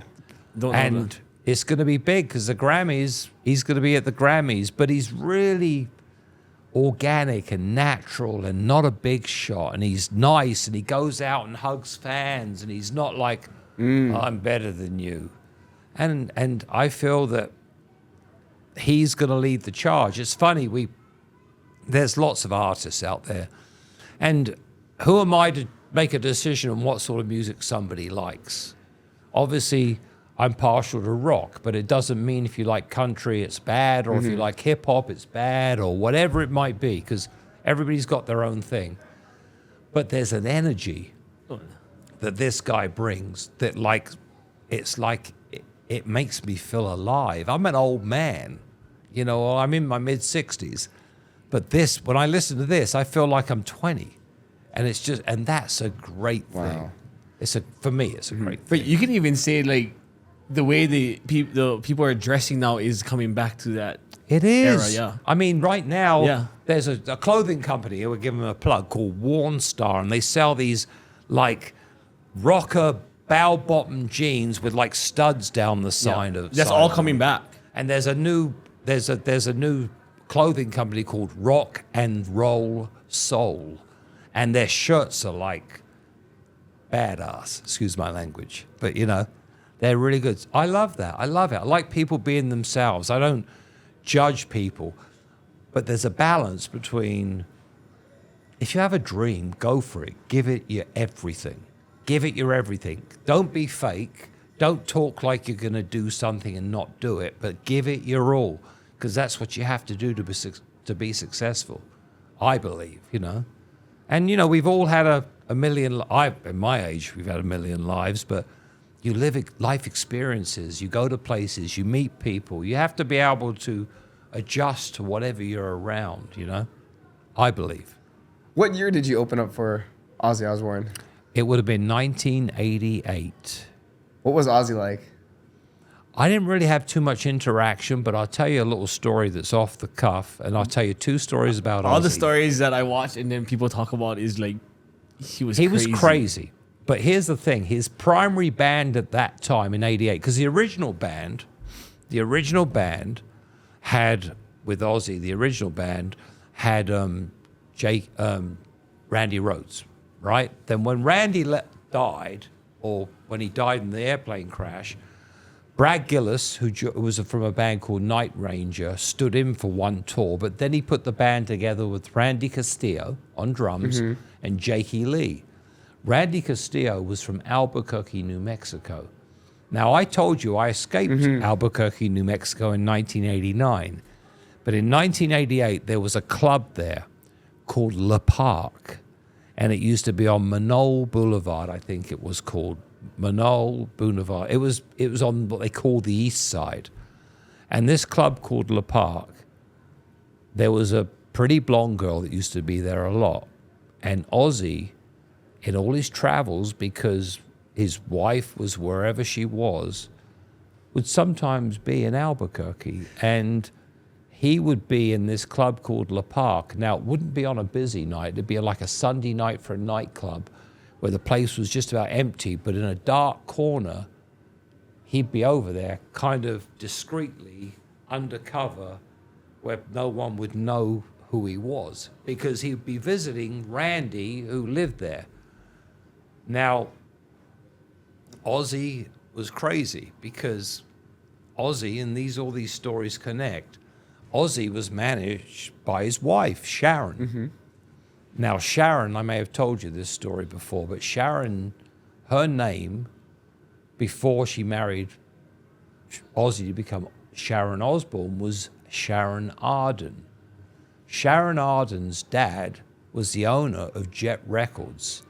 And if you've ever seen movies about London and mobsters, there was a great one that, what was it called? Layer Cake. Have you ever seen that movie? No. Layer Cake was the first movie that Daniel Craig did, or the last movie he did before he became James Bond. Okay, that seems familiar now. That movie was called Layer Cake, and basically what he was a mid-level drug dealer in London, but with the big bosses. And when you watch him dress, if you ever watched, I recommend you to watch the movie Layer Cake. I'm full of useless information, so here you go. Because Layer Cake he's got a lot of these things, and there's one bit where he gets hooked up with the mobsters, and this mobster wants to give him a gun, and he's getting this gun, and he's getting this gun, and he does this move. And then he started doing it in the Bond movies literally the next year, because he started all the Bond movies the next year. But Layer Cake was a movie about London mobsters, and Sharon Arden, who's a wonderful person, or Sharon Osbourne, as we know, who's a wonderful person, her father was connected. I mean, he was a guy that had a record company. And the reason I know some of the things about him is because when Def Leppard were formed, when Phil Lewis, who was the lead guitarist of Def Leppard, before he was in Def Leppard, he was with a band called Girl, who were a young rock band in London. And the singer of Girl was a singer called, his name is Phil Lewis, who sang with a band called LA Guns. Again, all names you may have heard. So Phil Collen of Def Leppard and Phil Lewis were both in Girl together. And what happened, Britt Eklund liked Phil Lewis, famous actress, ex-Bond girl, girlfriend, wife of Rod Stewart. And because he was her boy toy, I never heard that name forever. The term forever. I used to always hear that. boy toy? Yeah, the boy toy. He's a boy toy. Because he was a boy toy, her connection to Don Arden got Jet to sign Girl. So they were signed on Jet Records. Now, when Phil wanted to join Def Leppard, Don Arden didn't make it easy for him. That's the best way to put it. Because Don was a mobster and knew he had something of value and whatever. But, I mean, these things are all interacted. It's amazing. Is it like that with every genre of music? Because I mean, have you seen what's come going on. on with like the P Diddy situation? I know exactly. Let's be honest about it. It's pretty divisive, isn't Right, it? right. I mean, it seems to me in that world there are 2 or 3 key people that really pull all the strings. And if you're fortunate enough to be in that circle, you're okay. And if you're not, it's probably different. I obviously don't know the hip hop thing. Mm-hmm. The nearest I've got to that was I did a festival with Britannia, the band I toured with in 1990 and 91, based out of LA. And we did a thing called the Queen's Festival in New York. And this is crazy when I think about it, especially as it has moved on, because now that was 34 years ago, right? Wow. So I'm sitting backstage at the Queen's Festival, which is in Flushing Meadows in New York.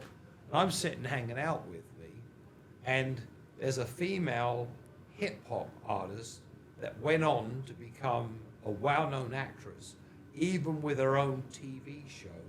And at the time, she was just a young hip-hop artist, Queen Latifah. Wow. So we're sitting in a trailer with Queen Latifah in 1991 backstage at the Flushing Meadows Queen's Festival. We'd just gone on stage, came off. She was going on at some point, and we're in this trailer behind the stage with Queen Latifah, and I'm going, and especially when you see her do The Equalizer, or a lot of these movies and stuff, and you go, and I can remember when she was, because I don't know how old she is, but I'm guessing she was 21, 22, 23 years old, young girl, hip-hop, Rapping, rapping yeah. and whatever. And she was backstage sitting with us guys, hanging out like it was nothing. And it's strange how things happen. I could tell you a story about, let me tell you a good one. You'll appreciate this one. I'm putting some dirt out there. Wait, I don't know how hard is it to not get caught, because obviously you're touring with all these rockers that we're way younger, but I guess even younger. Stop rubbing that in. We know all these names you're talking about, and we know them for like that party rock and roll lifestyle, right? How hard was it for you to not get caught up in that, or did you get caught up in that? I didn't. I was, I think in my early 20s, I was in England, my early 20s. And in England, people don't drive cars. A lot of people don't drive cars because everything's walkable or a bus or walkable or a train. But you pretty much can walk everywhere. And it's good for you because you walk. And sometimes when it's cold, if you're a little drunk, you walk off some of the alcohol. You do. But you walk.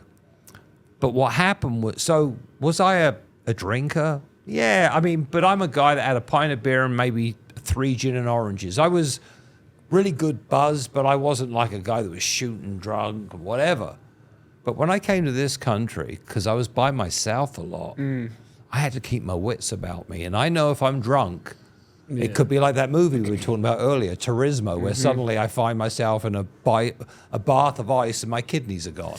You know what I'm saying? Because or I'm dead, or well, I wouldn't find myself then at that point, but you know the point I'm making. So I always kept my weight, and I'm street. I've always got my wits about me, and I've learned to be street. And I know you guys are street. I know that you get it. You watch, you can tell when someone's real. Are we always 100% right about anything? No one is. But you can tell whether someone is or isn't. You can tell whether someone's got game or whether they're just full of shit, excuse my language. We all can tell that, can't we? And so, no, I wasn't a drinking crazy fool. I wasn't. I like to drink socially, but I slowed that down when I realized that I had to keep my wits about me when I'm traveling. Imagine if I was a drinking fool and I was in in an 18-wheeler on my way to Roswell, like that story I told you.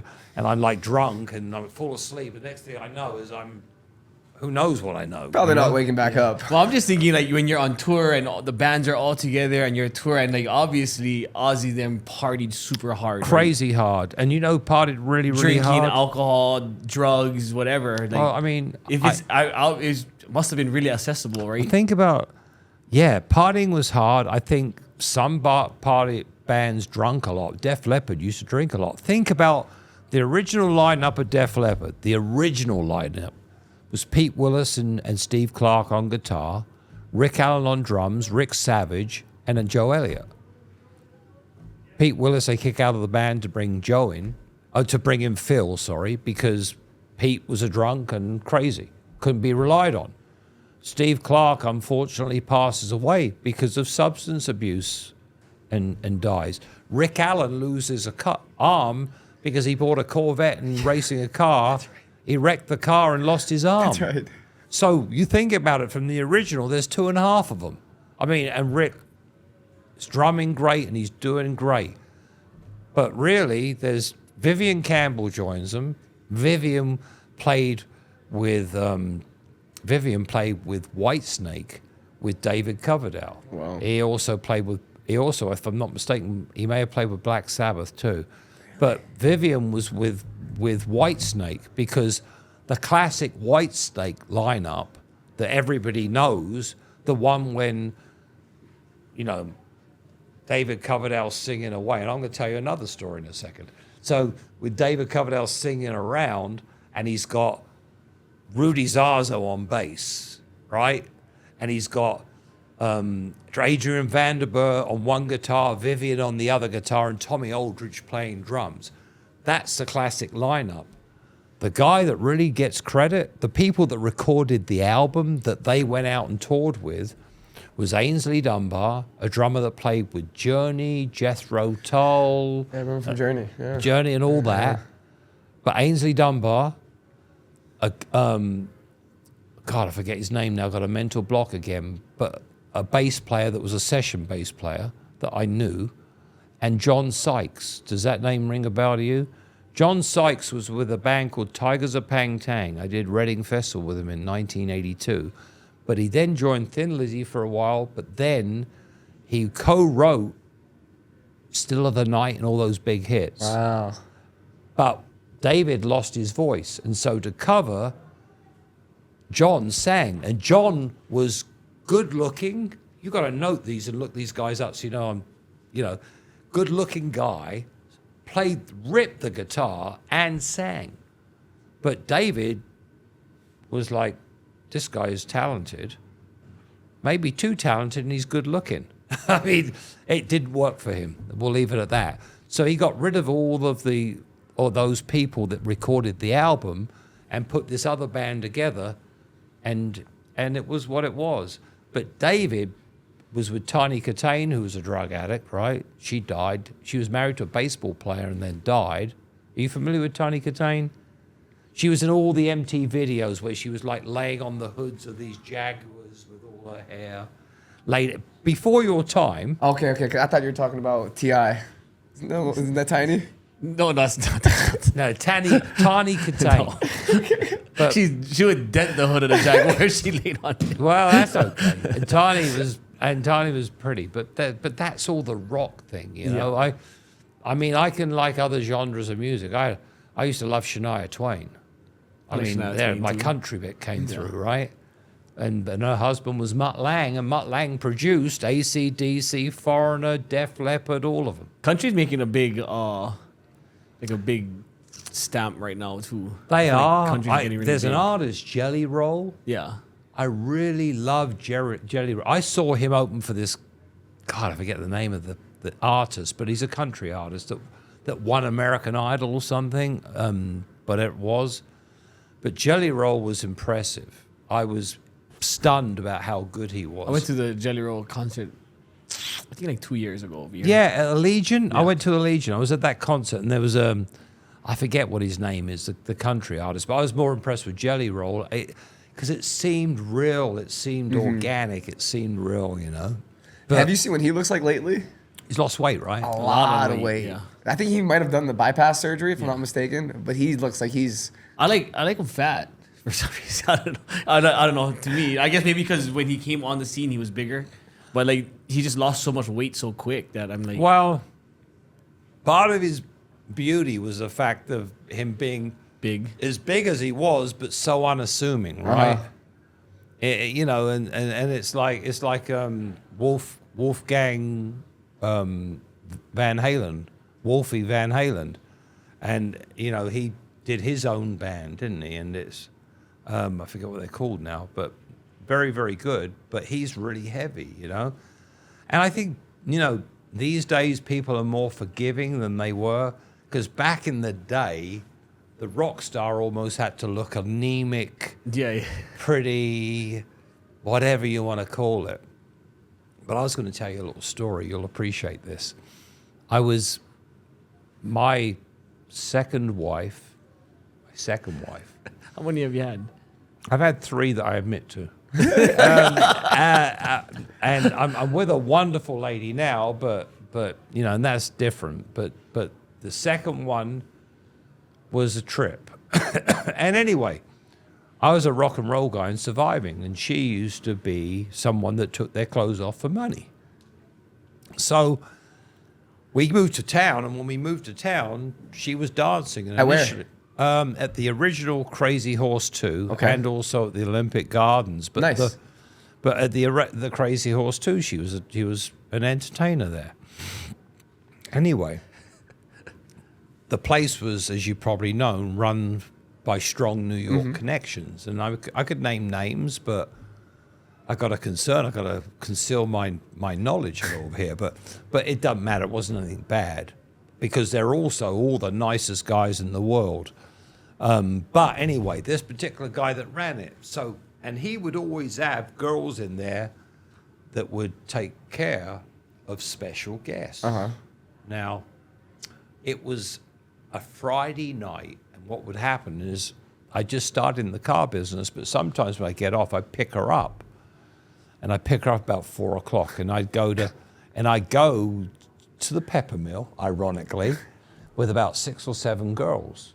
And we'd all eat breakfast, and they'd all be laughing, oh, this guy, he gave me $600, the idiot. I got my pager here. He thinks I'm going to call him, but I gave him the pager number, you know, and they'd all be talking about these idiots that give them hundreds and hundreds of dollars. But as I walked in the door, and I used to know the guys on the door, one of them was this big guy called Mo, and another one was called Steve. They were like all ex-New York guys. I mean, big guys. Big and black, is that what you're going to say? No, big and bad. I mean, they were both white, but they were big, and they were good. They were nice to me, because I've always been blessed, because I'm a little rock and roll with English accent, that people like are forgiving almost. You know what I mean? You got that charm to you. Well, I don't know about charm, but they're nice to me. But so anyway, I go in there, walked in, and there'd be a pool table there. And you got to remember, this is like I got to get the year right, but probably 1993. Okay. Maybe 94, but right around 93, 94. And there's this girl, and she wasn't the prettiest girl in there, but she was always playing, and she had a good figure. And she's playing pool with, like, you know, just a thong on, and she's playing pool. And I look at who she's playing with, and it's Brad Pitt. Well, shut the... So Brad Pitt was in the Crazy Horse 2 at 4 o'clock in the morning playing poker with a stripper. Now, remember, in 1994, Thelma and Louise was already out, and he was on to some other stuff. It could have been around the time of The Legend of the Falls and some of those other great movies. I don't know exactly, because I don't have a... But I think he may have done that crazy one because he was dating Juliette Lewis, that like crazy Californication or something, whatever it was, I don't know. So anyway, it was him. It was him. I know it was him. I know because I even said, yeah, it's Brad Pitt. And anyway, the girl was there to take care of him, right? So anyway, I think nothing of it. No big deal. The next Friday, I come in again to pick her up. I walk in. There she is. Same thong, same ass in my face, playing pool. This time I look over and I go, That's Sting. What? Same girl, Brad Pitt 1 week, Sting the next. Now, this girl now, because this is what? 30 years ago. For all she's got to be 55, 60 years old, and she watches Brad Pitt and Sting and goes, yeah, I know them. I mean, think about it. But I mean, for real, same, I swear to you, same girl. Because I even said, what's that? It goes, and the wife at that time would say, yeah, he's got certain girls, if they're not tied up with anyone and whatever, they're his girls to take care of. The aces, right? Yeah. You got your A-team. My God. Everybody's got things in the closet. But who looks better today, her or you? Than the wife? I think the ex-wife, well, I mean, I think men are like a wine. They can get better with age. I feel pretty good for a guy of my age, but it's funny how, and this is not a good thing, and if you've got older women on podcasts, they're going to go, God, he sounds like a whatever. I don't want to come across. There are beautiful women. Age doesn't come into play from all ages, but it's really weird how men are. I can say as a man, right? When I was young and broke, I had the best time of my life and I had no money. When you get older, you question everybody's sincerity, because if you've had some degree of security to give, there are either young girls that are looking for easy money or mature women that are looking for security. And it's different. And I got to accept in relationships, and this is a broad statement, so I got to watch myself here. But I got to accept in relationships, everybody's in for something for themselves, right? I mean, and that's just the reality of life. But the most important thing in a good relationship is the ability to be able to talk and communicate and get along, because all the other things that come in a relationship, it don't matter how beautiful they are, doesn't matter how good certain things are, after a while, it all fades to some degree, and there's got to be more there to make it happen. And I'm not doing a pitch for all the women out there, and I'm saying that tongue in cheek, but you know the point I'm making. Yeah. It's different. Relationships they're work. Yeah. They're work. You've got to be committed to make it work, and I just was talking to somebody the other day about that, like. My grandparents, they passed away and they're 97 or something, but they're together from high school. I'm like, how? It's a different world, isn't it? You got to remember, though, you think about people from that generation, a lot of them never flew. I mean, things like that, right? They went through things, they experienced things in life, the communication. And you never had iPhones to like look at other girls or compare. You didn't have the world in your pocket. Yeah. Well, I just thought of think about. Yeah. Well, not even just that. Like, think about if you had an issue with your wife, she couldn't nag and text you all day about it. You know what I mean? It's like you had to like sit and simmer and come to. Yeah. The 80s were wonderful. They were wonderful. I'll tell you a little story. Another one, right? I used to live in a town called Fareham, which is a little town between Portsmouth and Southampton, two big cities in England. Not really that big compared to a lot of big cities in this country, but they're two cities. I lived in Fareham. And our band, the band I was in, that we did an album and single, and we were touring all over the country and then went to Europe. They were called Chinatown, and we were all local guys, so we all knew each other. And so whenever we had breaks, we'd be at home. I had this girlfriend called Jackie. Jackie was a beautiful girl, and a good girl. And her family were fairly comfortable. They owned a bunch of confectionery stores, stores where you go where you get cigarettes and sweets, or candy as you call it, papers, sandwiches. They owned a bunch of them, and they were very well-to-do. But me, I'm a pig. That's why I say this. And she was a good girl, and the crazy thing is, so I never forget, I met this other girl in town, and this girl knew that, I'm a little bit of a whatever, but God, people are going to hate me. But I really like Jackie, but this other girl. So one day I want to go on a date with this girl. And I've got no money because I'm in the band. So I'm in the band, we have fun, we go to a venue, we get drinks, food, we play our concert. But once it's all done, we're really broke. So going home and having a girlfriend with a little bit of money was a good thing. And she had money, Jackie. So I never forget, I go to see Jackie, and she happened to be in one of the confectionery stores, right? I go, hey, baby. She goes, hi, baby. I said, I just got a call. We've got to go tonight. We're playing in Oxford. We're playing the place, the Corn Dolly. And so I got to leave. And she goes, oh, I'm going to miss you, boo-boo. And all the, the stuff that we do, we say to our loved ones and all that. And I said, I'm going to miss you too. She goes, have you eaten? I go, no, I didn't get a chance. She goes, let me get you a sandwich. And do you want a candy bar and stuff in there and a soda? I said, can you get me all that? Really? And she goes, but when you get there, what are you going to do? And I go, I don't know. She goes, you need some money, don't you? I said, I do. And she goes, well, how much do you think you need? And I said, well, I don't know because, this is short notice and, I'm lucky to have you and you do this for me. But a couple of the other guys, they don't have what you give me and all that. And she goes, do you need some extra money then? Because I wouldn't want you to be eating and they couldn't. I said, are you sure? She goes, how much do you want, baby? Now, this is 1981, 82.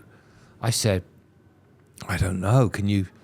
What do you think? She goes, do you need 50 pounds? Now, 50 pounds today, that would have been $125 in 1981 because the pound at the time was $2.50 were a pound. So it was $125 in 1981.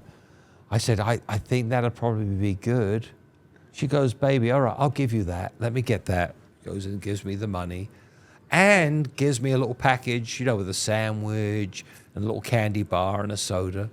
And I go, okay, baby, I'm going to miss you. And remember, no cell phones. Don't have a way to call her unless I get there, and have time. So I walk out the shop. I got 125 pounds in my pocket. And I walk, and I'm going home to get changed to meet the girl to go out on a date. Well, beautiful Jackie. She leaves, and right by us is what we call a mall here, like shops. And so she goes into the mall, and she's walking through the mall, and there was this record store called Subway. It was like a music store. Okay. And working in there was Vanessa. We used to call her Nessie. She was Danny the guitarist's girlfriend. Okay. So she walks into the Subway and she goes, hey, Nessie, what's going on? And she goes, oh, I'm good, busy. I'm working till 8 o'clock tonight. She goes, oh, really? Oh, yeah, I'm closing tonight. She goes, oh, because I was going to see if you wanted to go and see a movie because the guys are going out of town. She goes, what? I go, well, the guys are going out of town, she said to her, right?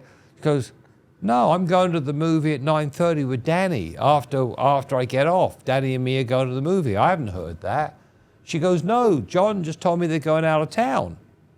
So anyway, they figured out because they got hold of Danny and Danny would have protected me, but he said, no, we're going to the movie. We're not playing Oxford till next week, whatever. No phones, yeah. No phones, right?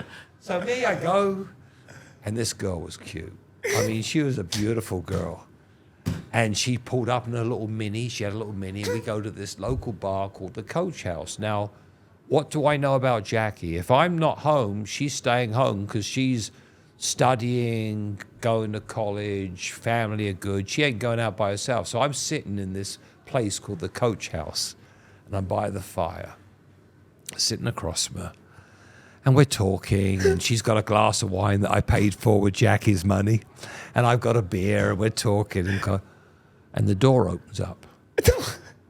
And Jackie walks in with about 3 of her girlfriends, walks up to the table, and says, I thought you were in Oxford. I go, well, I was, but, I was going to go, but it got cancelled, and I didn't know, and then this is my friend. And she just grabbed my drink, threw it in my face, walked out. I never spoke to her again. Never spoke to her again. Never did. She never spoke, which I don't blame her. Ah, she's so classy. She threw the drink in my face and just walked out with her girlfriend. She's so classy because if she was from Hawaii, that would have went so different. I know, I can imagine, right? Oh, it's going down. I wonder how Jackie's doing now. I do know. Have you How ever looked about her that? up? Have you ever looked her up? I haven't looked her up. I could tell you. Were you about to? I'm going to tell you some stories. She's probably But still balling, right? No, what happens is my mum bumps into her because my still lives in the same town. Oh, wow. She married a doctor, had a couple of kids, and you know how moms are, right? And about 2 years ago, my mum saw her. She goes, "I saw Jackie at Sainsbury's," which Sainsbury's is like going to Albertsons or wherever you're going, right? I said, "Really?" She goes, "She still looks the same, John. She's still beautiful." Wow. And I'm going, "Oh, really?" And mums see things different, right? She goes, "Oh, she's so beautiful. She hasn't aged." I'm thinking, "Really?" She goes, "I don't think she's that happily married." And I said, "Really?" She goes, "Yeah, because she was telling me her son is a little bit like you. He was a little bit of a rebel, and her husband, who's a doctor, doesn't like it and wants to put, you know." And I'm going, "Well, sorry. What am I going to say?" It was crazy, but different. But we all live those experiences, you know. Yeah. A lot of experiences. We all fumble a bag here and there. Well, we've all done it, Right. Right, and we've all made mistakes, and you know, karma's a powerful thing because I got paid back by one of the wife, Which one? my daughter's wife, mother, which is the one that I came here, the one that was an entertainer in the clubs. Okay. Oh, that was brutal. That divorce was brutal. I mean, it was brutal. Was that as you were starting to become successful in the business as well? Actually, no, because I was pretty successful, so it cost me a lot of money. You want to be honest about it? A lot of money. And she did very well with the judges. Yeah. Alimony and child support and all that stuff. You know. Cleaned up. She did well. She did well. She's doing well. She unbelievably well. But I wish you'd meet someone because you know because it doesn't ever go away fully. You know what I mean? That's the only time it does go away, right? Is if they get married. And If they marry, the alimony stop. But she was smart enough not to do that and went full length. But my daughter, they moved to Florida, she lives in Tampa, and my daughter lives in Tampa, and I say that she's crazy, but I'll say that I probably made her a little crazy too. To be really honest about it. We And I tend to can do own that. that. And I feel bad about that. So much so that I probably gave her more money than I should. And I didn't fight anything. So it is what it is, you know. My last wife, oh my God, there's a divisive bitch. No, sorry, you know what I mean? I mean, there's a divisive bitch. I mean, and I met her on the rebound, and everyone said, "John, you're going out of the frying pan into the fire." so she must be hot. Oh, She was a beautiful Filipino woman. Oh, she's doing good right now too, yeah. Oh, well, I think that she's always going to do okay. And here's an irony, right? We had a really ugly, traumatic divorce. And the reason is when the recession hit, things were tough for a little while, right? And so when they were tough, she succeeded in her line of work. She was a vice president of a timeshare company and oh wow. was making very good money, private jet available when necessary, and all this sort of stuff.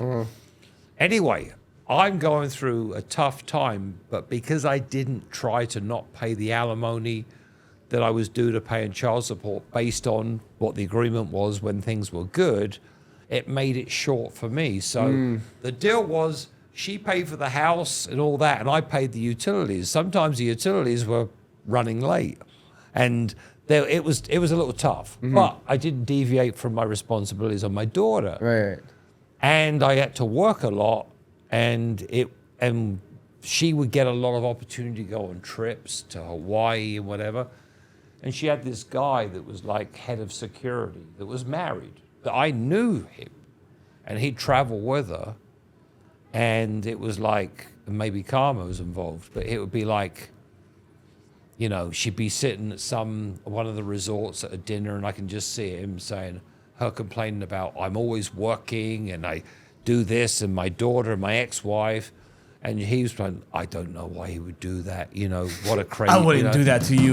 No, exactly. You know how guys are. I mean, I've been a scumbag, I know. And we all have. I mean, I shouldn't say that. Not all of us, that's bad. But you know, we've all done things that we regret the way we did them. And anyway, the next thing I know is I'm seeing them texting each other, and I'm challenging her about it, and she kicks me out of the house, and it all goes crazy. And when I actually went through the divorce, this is the funny one, because she claimed that I was like following her and stuff like that. I was trying to find out what was going on and whatever.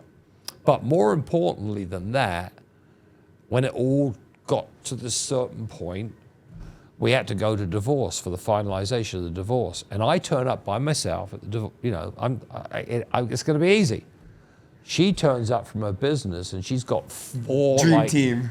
She's got a whole bunch of like bodyguards, security guys with headsets in, like it was like the CIA, from her business, because the security guy was head of security. The guy that she worked for, very wealthy billionaire guy that's known in this town, and these guys would be all like, he's entered the building.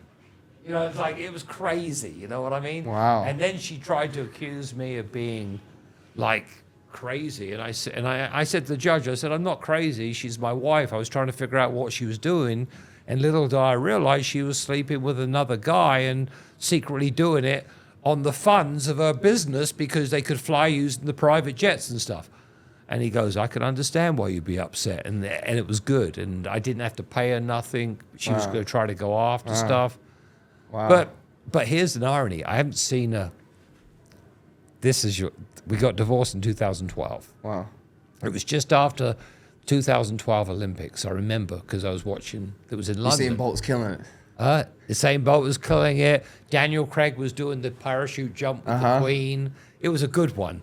The Eurythmics were going. There's a lot of stuff.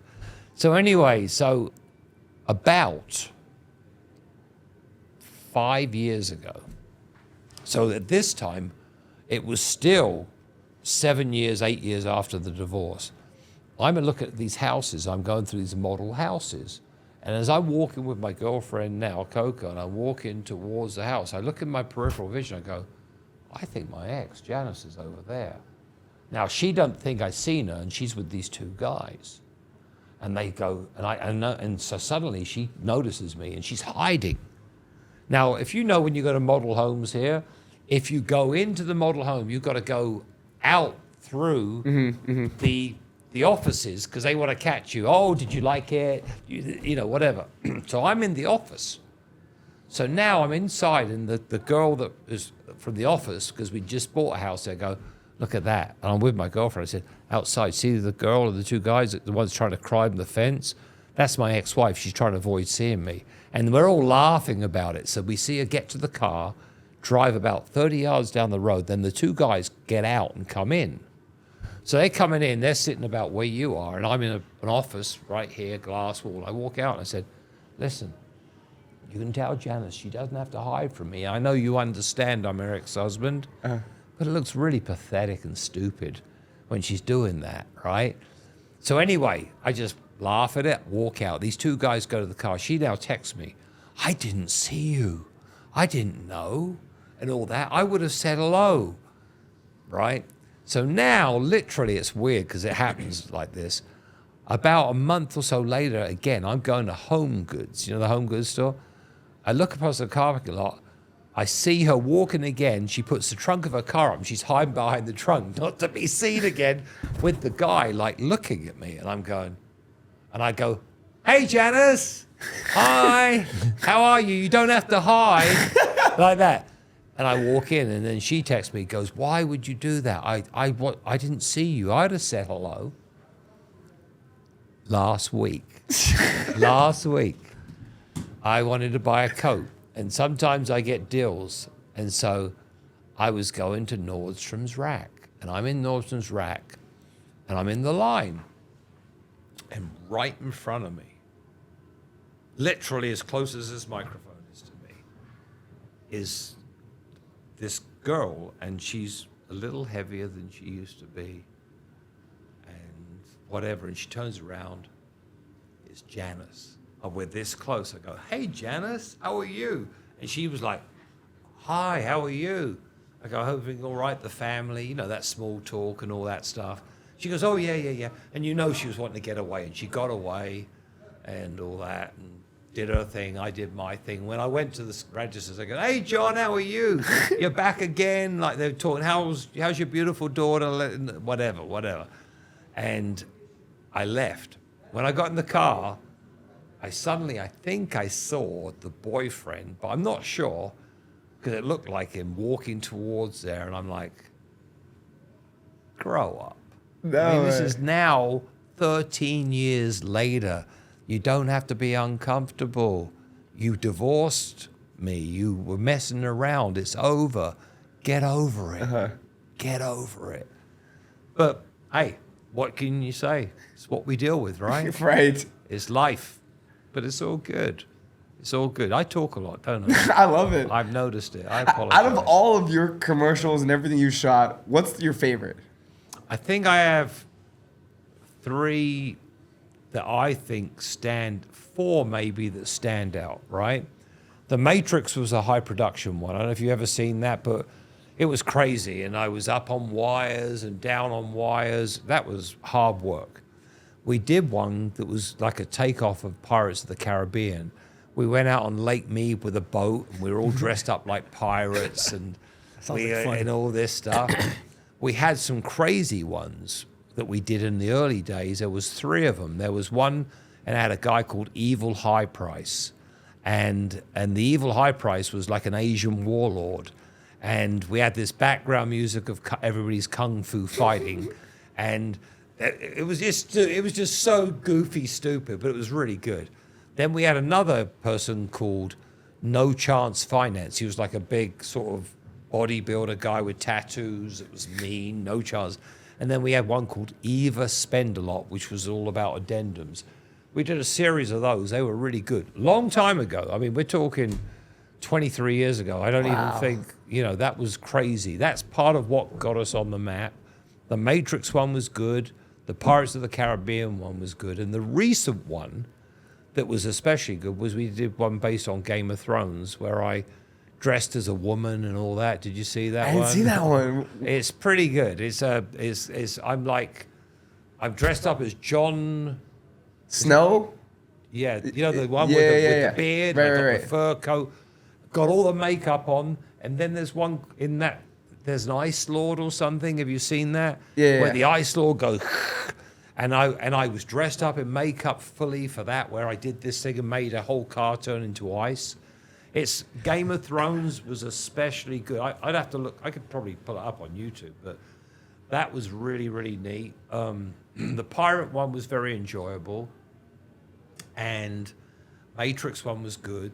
And then there's been some others, but recently I did for the Super Bowl like one where I'm playing a guitar that we did jingle and stuff, and it was okay. Getting the band back together, right? Yes, getting the back. It was kind of funny. Yeah, it was like, and I go yeah, and I go ooh, like that. Yeah. Sorry about that, guys. Sorry about that, guys. Exactly. That was one. I enjoyed that one for what it was, but the other ones, yeah, there's been some good. We've done I bet we've done 120, 150 commercials. Wow.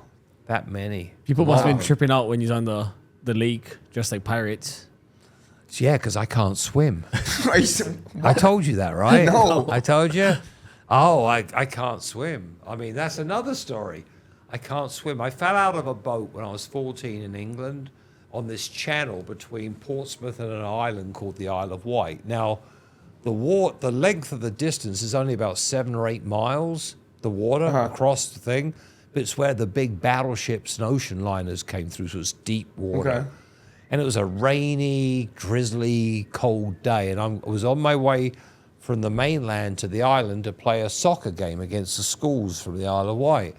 And I leant on a rail and those chain rails and I went over. Now I was 14 years old, dark water deep, go under, freezing cold. Came up, thank God I was saved, obviously. But I've been scared of water ever since. And you do stupid things when you're young. And a stupid thing was, when I lived in New Mexico, I had met a family, and that's another story in itself, and they had boats and a boathouse at a place called Elephant Butte, which is right to the south of New Mexico. It's this big lake, and it's really deep, and they had speed boats. And because I was rock and roll, remember I told you about the club called Le Parc, Yeah. where Ozzy was in the dark corner? Well, you know that thing they used to do, girls on film, where they go around videoing girls flashing themselves? Girls Gone Wild? Girls Gone Wild, right? Me and this rich guy, and that's another story, another long story. He had a camera, and we'd go to the clubs because I would be able, it was easy to pick girls up. He was a little geeky guy, but like stupidly wealthy. And I kind of looked out for him. It's a long story, but you'd take the film, and he'd always say, let's get some girls to go to the lake. And we'd find all these girls, and they'd all go to the lake. Now, I'm a rocker dude. I'm on a beautiful speedboat, like a 32, 36-foot boat. I can't swim, but I don't tell no one. I just said I don't want to go in the water. Didn't wear a life raft, and I'd be laying on the front bow. Now, what's happening is people are water skiing. And if you know, which I know you know, you're from the islands and shit. If you hit a wake, the boat tips and goes, right? So I'm like just laying there with these girls, like thinking I'm the shit. And that brings another story to mind with mushrooms.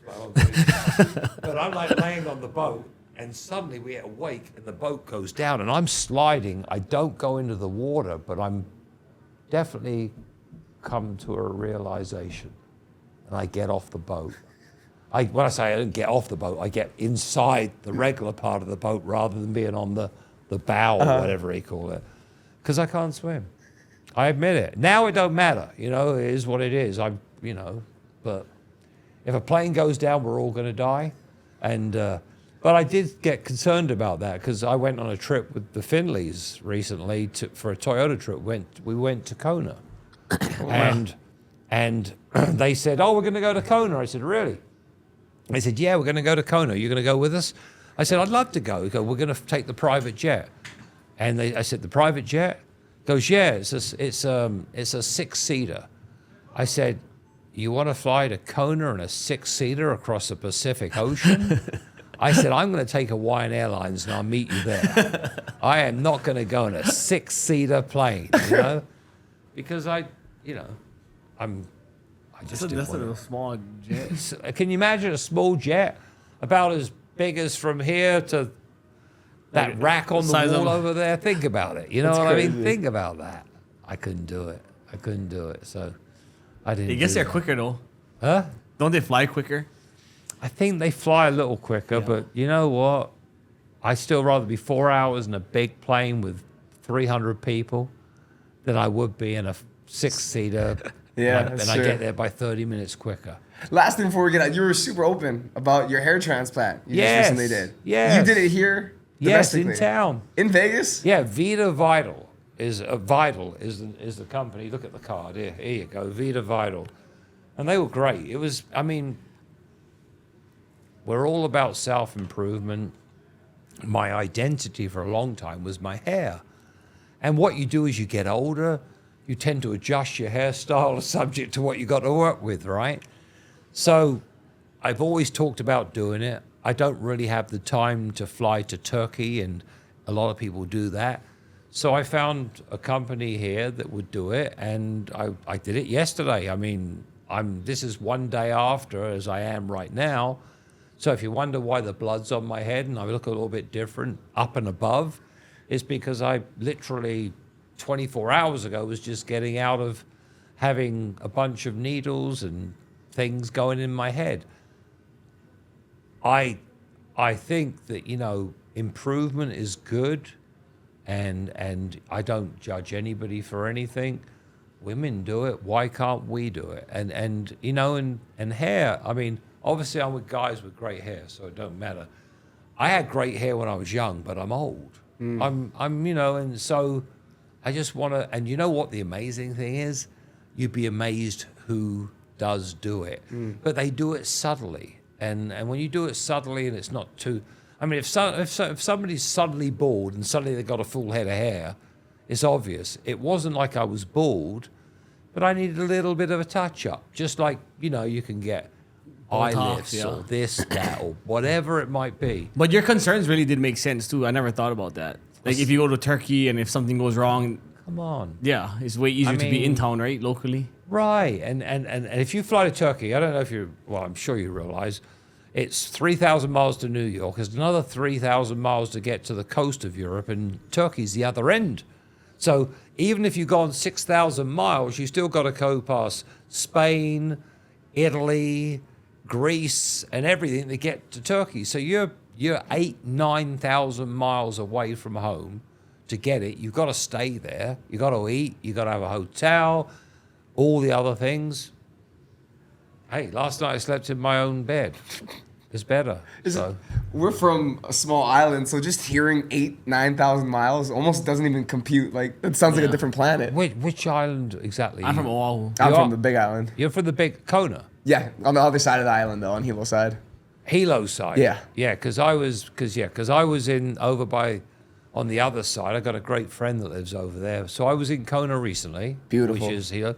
It was different. I liked it. It was very different. Slow paced, right? Huh? Very slow paced. It Not was- many multi-story buildings. No, and the thing that hit me about that island was there was a road along by the airport on what would be, I guess, a southwest part of the island where Four Seasons is, where you can kind of see Maui on a certain day, right, if it's clear. And it saddened me because it was a 2-lane highway, and literally every 150 yards were flowers and a cross. Yep. Because it's a 2-lane highway with no lights. Yep. And and I know you might not be at fault, but somebody can be at fault. And the locals know what they're doing, but the people that go there sometimes could be impatient. I mean, I'm sure there's a lot of stuff that goes on. But I love Hawaii, and the people are so nice, I think. And Oahu, obviously, that was the first place everyone goes. More of the city. Oh. I live more in the countryside though. Do you? Because Yeah. I was in Waikiki Beach. Yeah. And I went to what's that place called? The famous one. Everyone goes to. I remember going to a mini stratosphere before the stratosphere. Oh, the Like restaurant? A restaurant where it turns Yeah, around. Right. Yeah, on I forget what Waikiki. it's called. Yeah, it's been Yeah. around forever. The coffee in the McDonald's in Oahu was really good. Oh yeah, which we I'm got our sure- own. Our own McDonald's has our own menu. Yes. Our menu has different items than. It was really. I really liked it, and I went. And to our the- 7-Elevens are way better. I bet they are. We have actual like food in there. Yeah, and the cultural center was a big thing, like the Hawaiian cultural Yeah, center. yeah. And we went up. That was further up north, with all the Yeah. islands being represented. I live. You know where the pineapple fields is, the Doe Plantation. I think I may have gone past Like that Doe, yeah. I live like right behind in there. because I'm fairly good because the North Shore, Yeah, so I live more like on that side. do you? And Kalua's on one side. That's the rich people side. Is it Kailua? Just south of there, Kailua, Waikiki yeah. and all the rich area, Yeah. right? Then there's that little bay where people go snorkeling. Hanama Bay. See, I do remember kind of, and the football stadium's on the other side, right? But near the airport. Towards Yeah. airports. They're Yeah. actually down. supposedly Knocking it demoing down. it and building a new one. Are they? Probably going to take them like 30 years. They said it was going to be done in like 2026. Bro. And that was like, The rail years ago. started in 2000 and is still not done. Yeah, because in Kona, like one half is tropical, the other part is volcanic. It's I think amazing. I think Big Island might be the only place that in the world that can be sun, rain, volcano, what's got snow, I think all 4 at of the the same 5 time. climates. Yeah. all at the same it's time. incredible. Because it's bigger. Yeah. It's big, the Big Island, Yeah. but it's not that big. It's really not when you think about Not it. really, because the roads are almost like European roads. They're harder to get around And the on, speed limit so- is 55. Right, and getting around, and I would imagine, I don't know what the size is from one end to another, but 120, 130 miles, I'm guessing. Something like that, yeah. I think it's like 400 square miles. It's not much. Yeah. It's Yeah. not that much, is it? It's very small. There's still like- places on Oahu that's still 25 miles an hour. When you're going around the Yeah. island, it's 25 still, some places. And obviously, the hub being Honolulu, Yeah. you fly in there a lot of the time out the islands when you fly into the mainland. I mean, there is a direct flight, but, Yeah. you know, it's but it's not as easy to get. But it's a beautiful place. It is. And you've basically seen Las Vegas blow up into what it is today. When I arrived in Las Vegas, I think the population was about 700,000. And now, who knows? I mean, you hear different stories, but I'm thinking we're approaching 3 million if we aren't at 3 million. They said there's 90,000 islanders that moved here. I believe that. They say that they call this the eighth island, Ninth island. I'm sorry, I got the count wrong, but you know exactly. They say it. Yeah, they say that it's the ninth island. And there's a lot of Hawaiian people here. We meet lots of them, which is great. We love our Toyotas. Yeah. Yeah. Tacomas and 4Runners, right? Do I know it? We like that. Yeah. We love it. And there's obviously the event going on right now that you're a part of. So I went home a few weeks ago, or like a month ago, and then just now I kind of notice it. Like I just made myself like pay attention to how much Tacomas and 4Runners I was seeing on the road. Like how much Toyotas is on the island. There's so many of them. It is. It's great. It's great. You know, and it's good cars.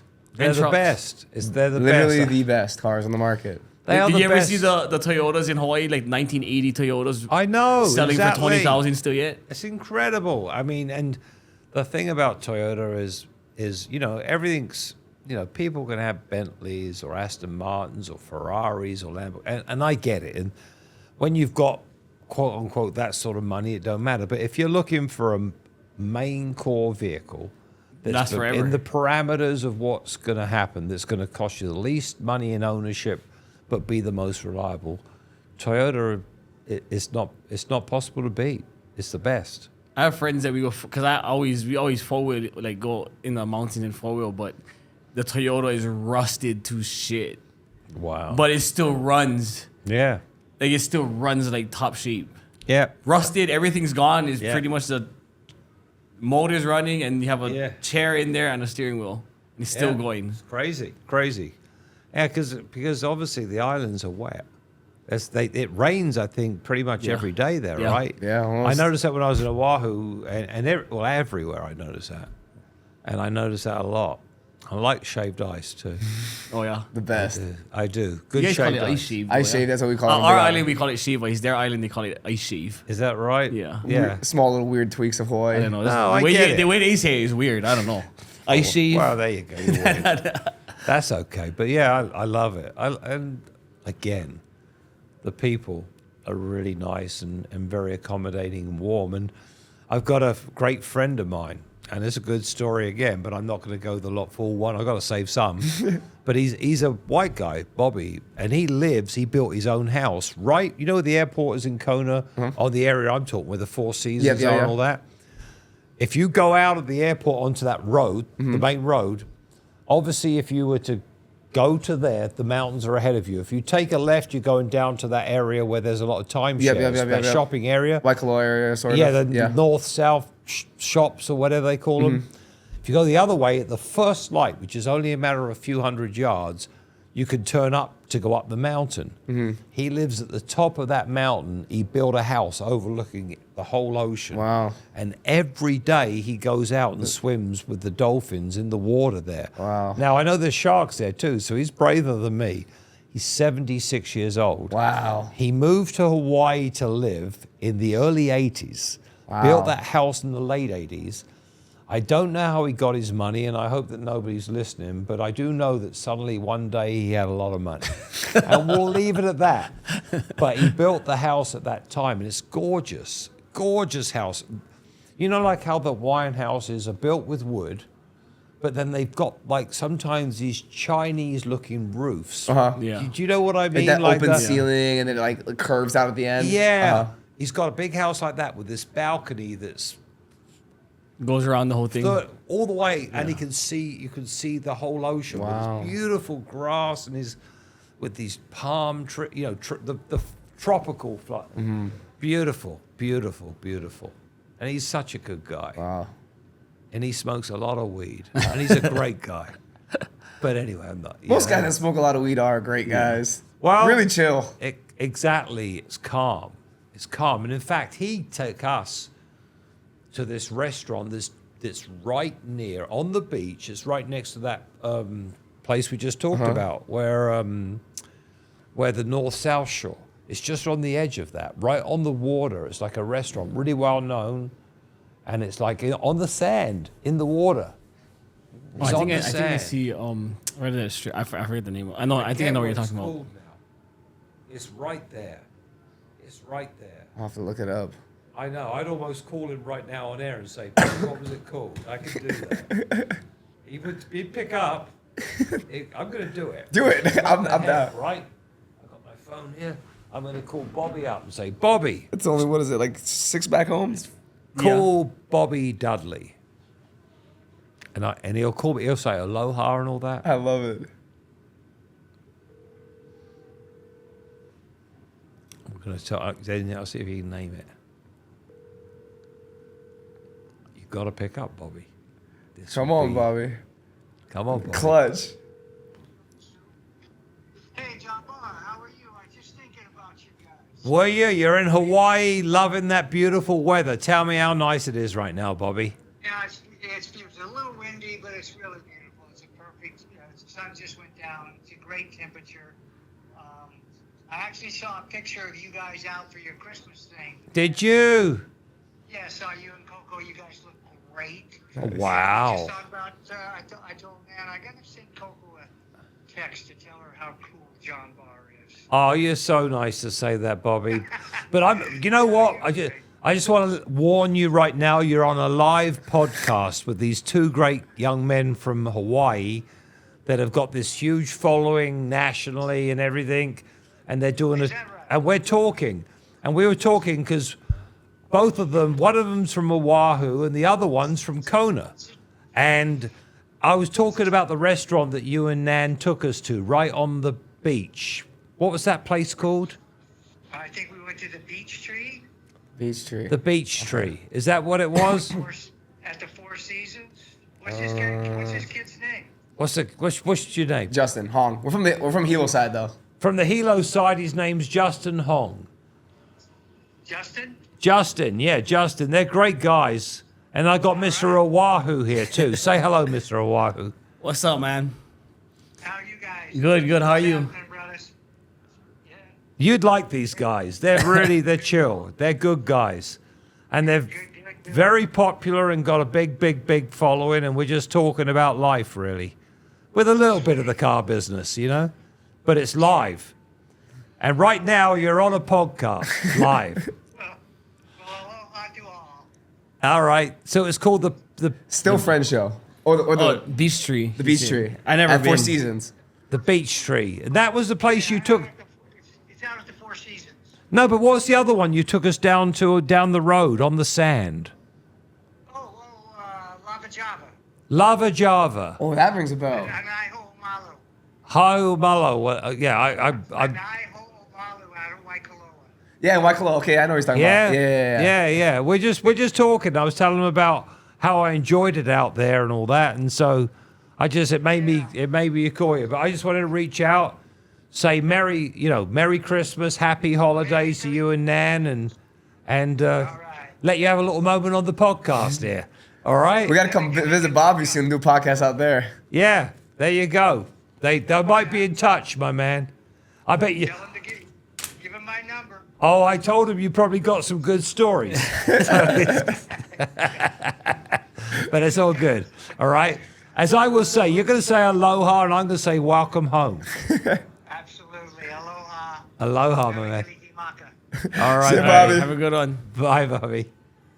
See you guys. Bye, man. Bye.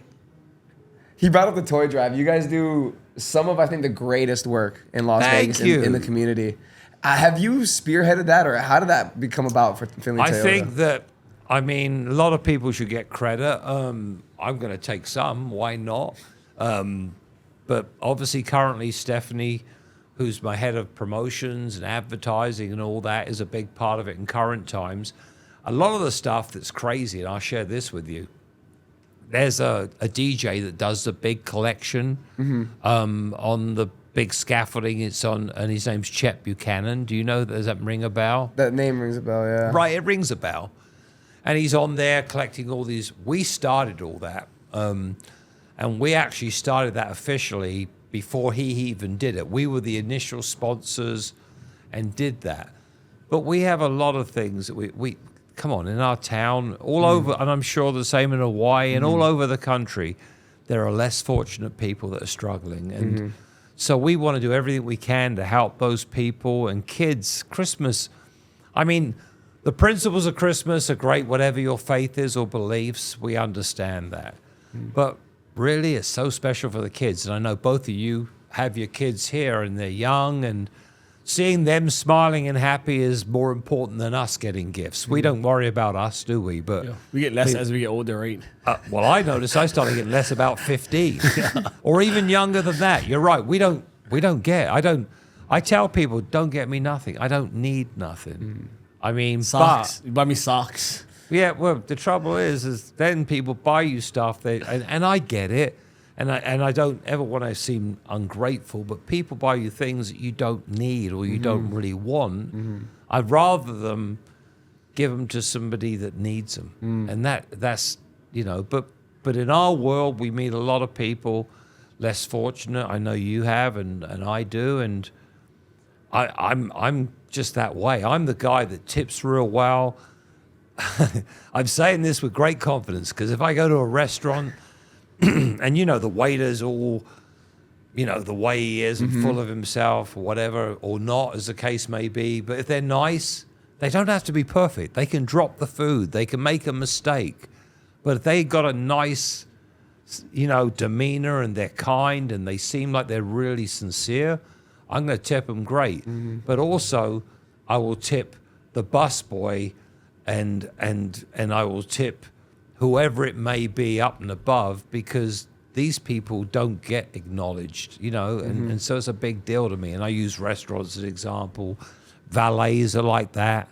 You talk to valets and you get some people like treat them like dirt, give me whatever, and give them $2. And I'm not that guy. I mean, I treat people good. And you know what? There's an old saying, you've heard me say it earlier, you shall give and you shall receive. And I believe in that big time. So going off the toy drive a little bit, but same thing, we will do everything we can for kids and less fortunate people. So it's important to give back. I love that. And you guys do it for not even just them, but like throughout the community, so many teams, the Aces, the Aviators, our show. I mean, you guys make it possible for us to keep the lights on. Well, we do. Well, we do that. And a good example, yesterday there was a special ed teacher at Basic High School. Saw that. And we gave her a Forerunner, a RAV4. Forerunner had been really good for her, but she got a RAV4. Wow. She's dealing with special needs kids. She works hard. She would do things out of her own pocket. She deserved that. She deserved the help and consideration. She should be getting that. So we want to do things for people that are less fortunate, especially when they're good people and they're trying to make the world a better place. So it's all good. I really do appreciate that. Thank you. And Findlay Toyota for taking care of the community the way you guys do. Thank you for saying that. That means a lot to me. And as you know, I can go off at a million tangents. So if I've been a little off key and in a few directions, that's literally how the show goes every time. Before we do get out, though, anything else you want to plug or promote before we get out? Well, I want to promote you. I think you're great young men, and I think it's good what you do, and I think you communicate very well. You're very, to use an Hawaiian expression, you're very chill, you're very kind of normal, and that's really nice. You're not stiff, and you're you. You are being you. You are, and that's so important, I believe. I attempt to be the best I can be in that world and not try to be pretentious. We joked earlier. It's not like I got a Rolex on and a big pinky ring and I'm wearing we're all the same. We're all the same. I consider it an absolute pleasure to do this. Thank you so much. We appreciate it. We can't wait to do it again with you soon. Sure. Let's do it. We'll tell you some more stories. More stories. We need more stories. All of them. I want to know more of the rock and roll stories. I know. We can tell. I'm kind of fascinated with the rock and roll, like that whole life. That's why I can tell you some stories. I just got to make sure they're PG-13. Yeah. And I got to make sure that maybe I don't want to bore all your No, listeners, trust me, they're not going to be bored of this. This is gold. I don't want to be boring them. So, but absolute pleasure, guys. You guys make sure you tune in for the next one. The legend himself, John Barr. We'll see you guys next time. Thank you.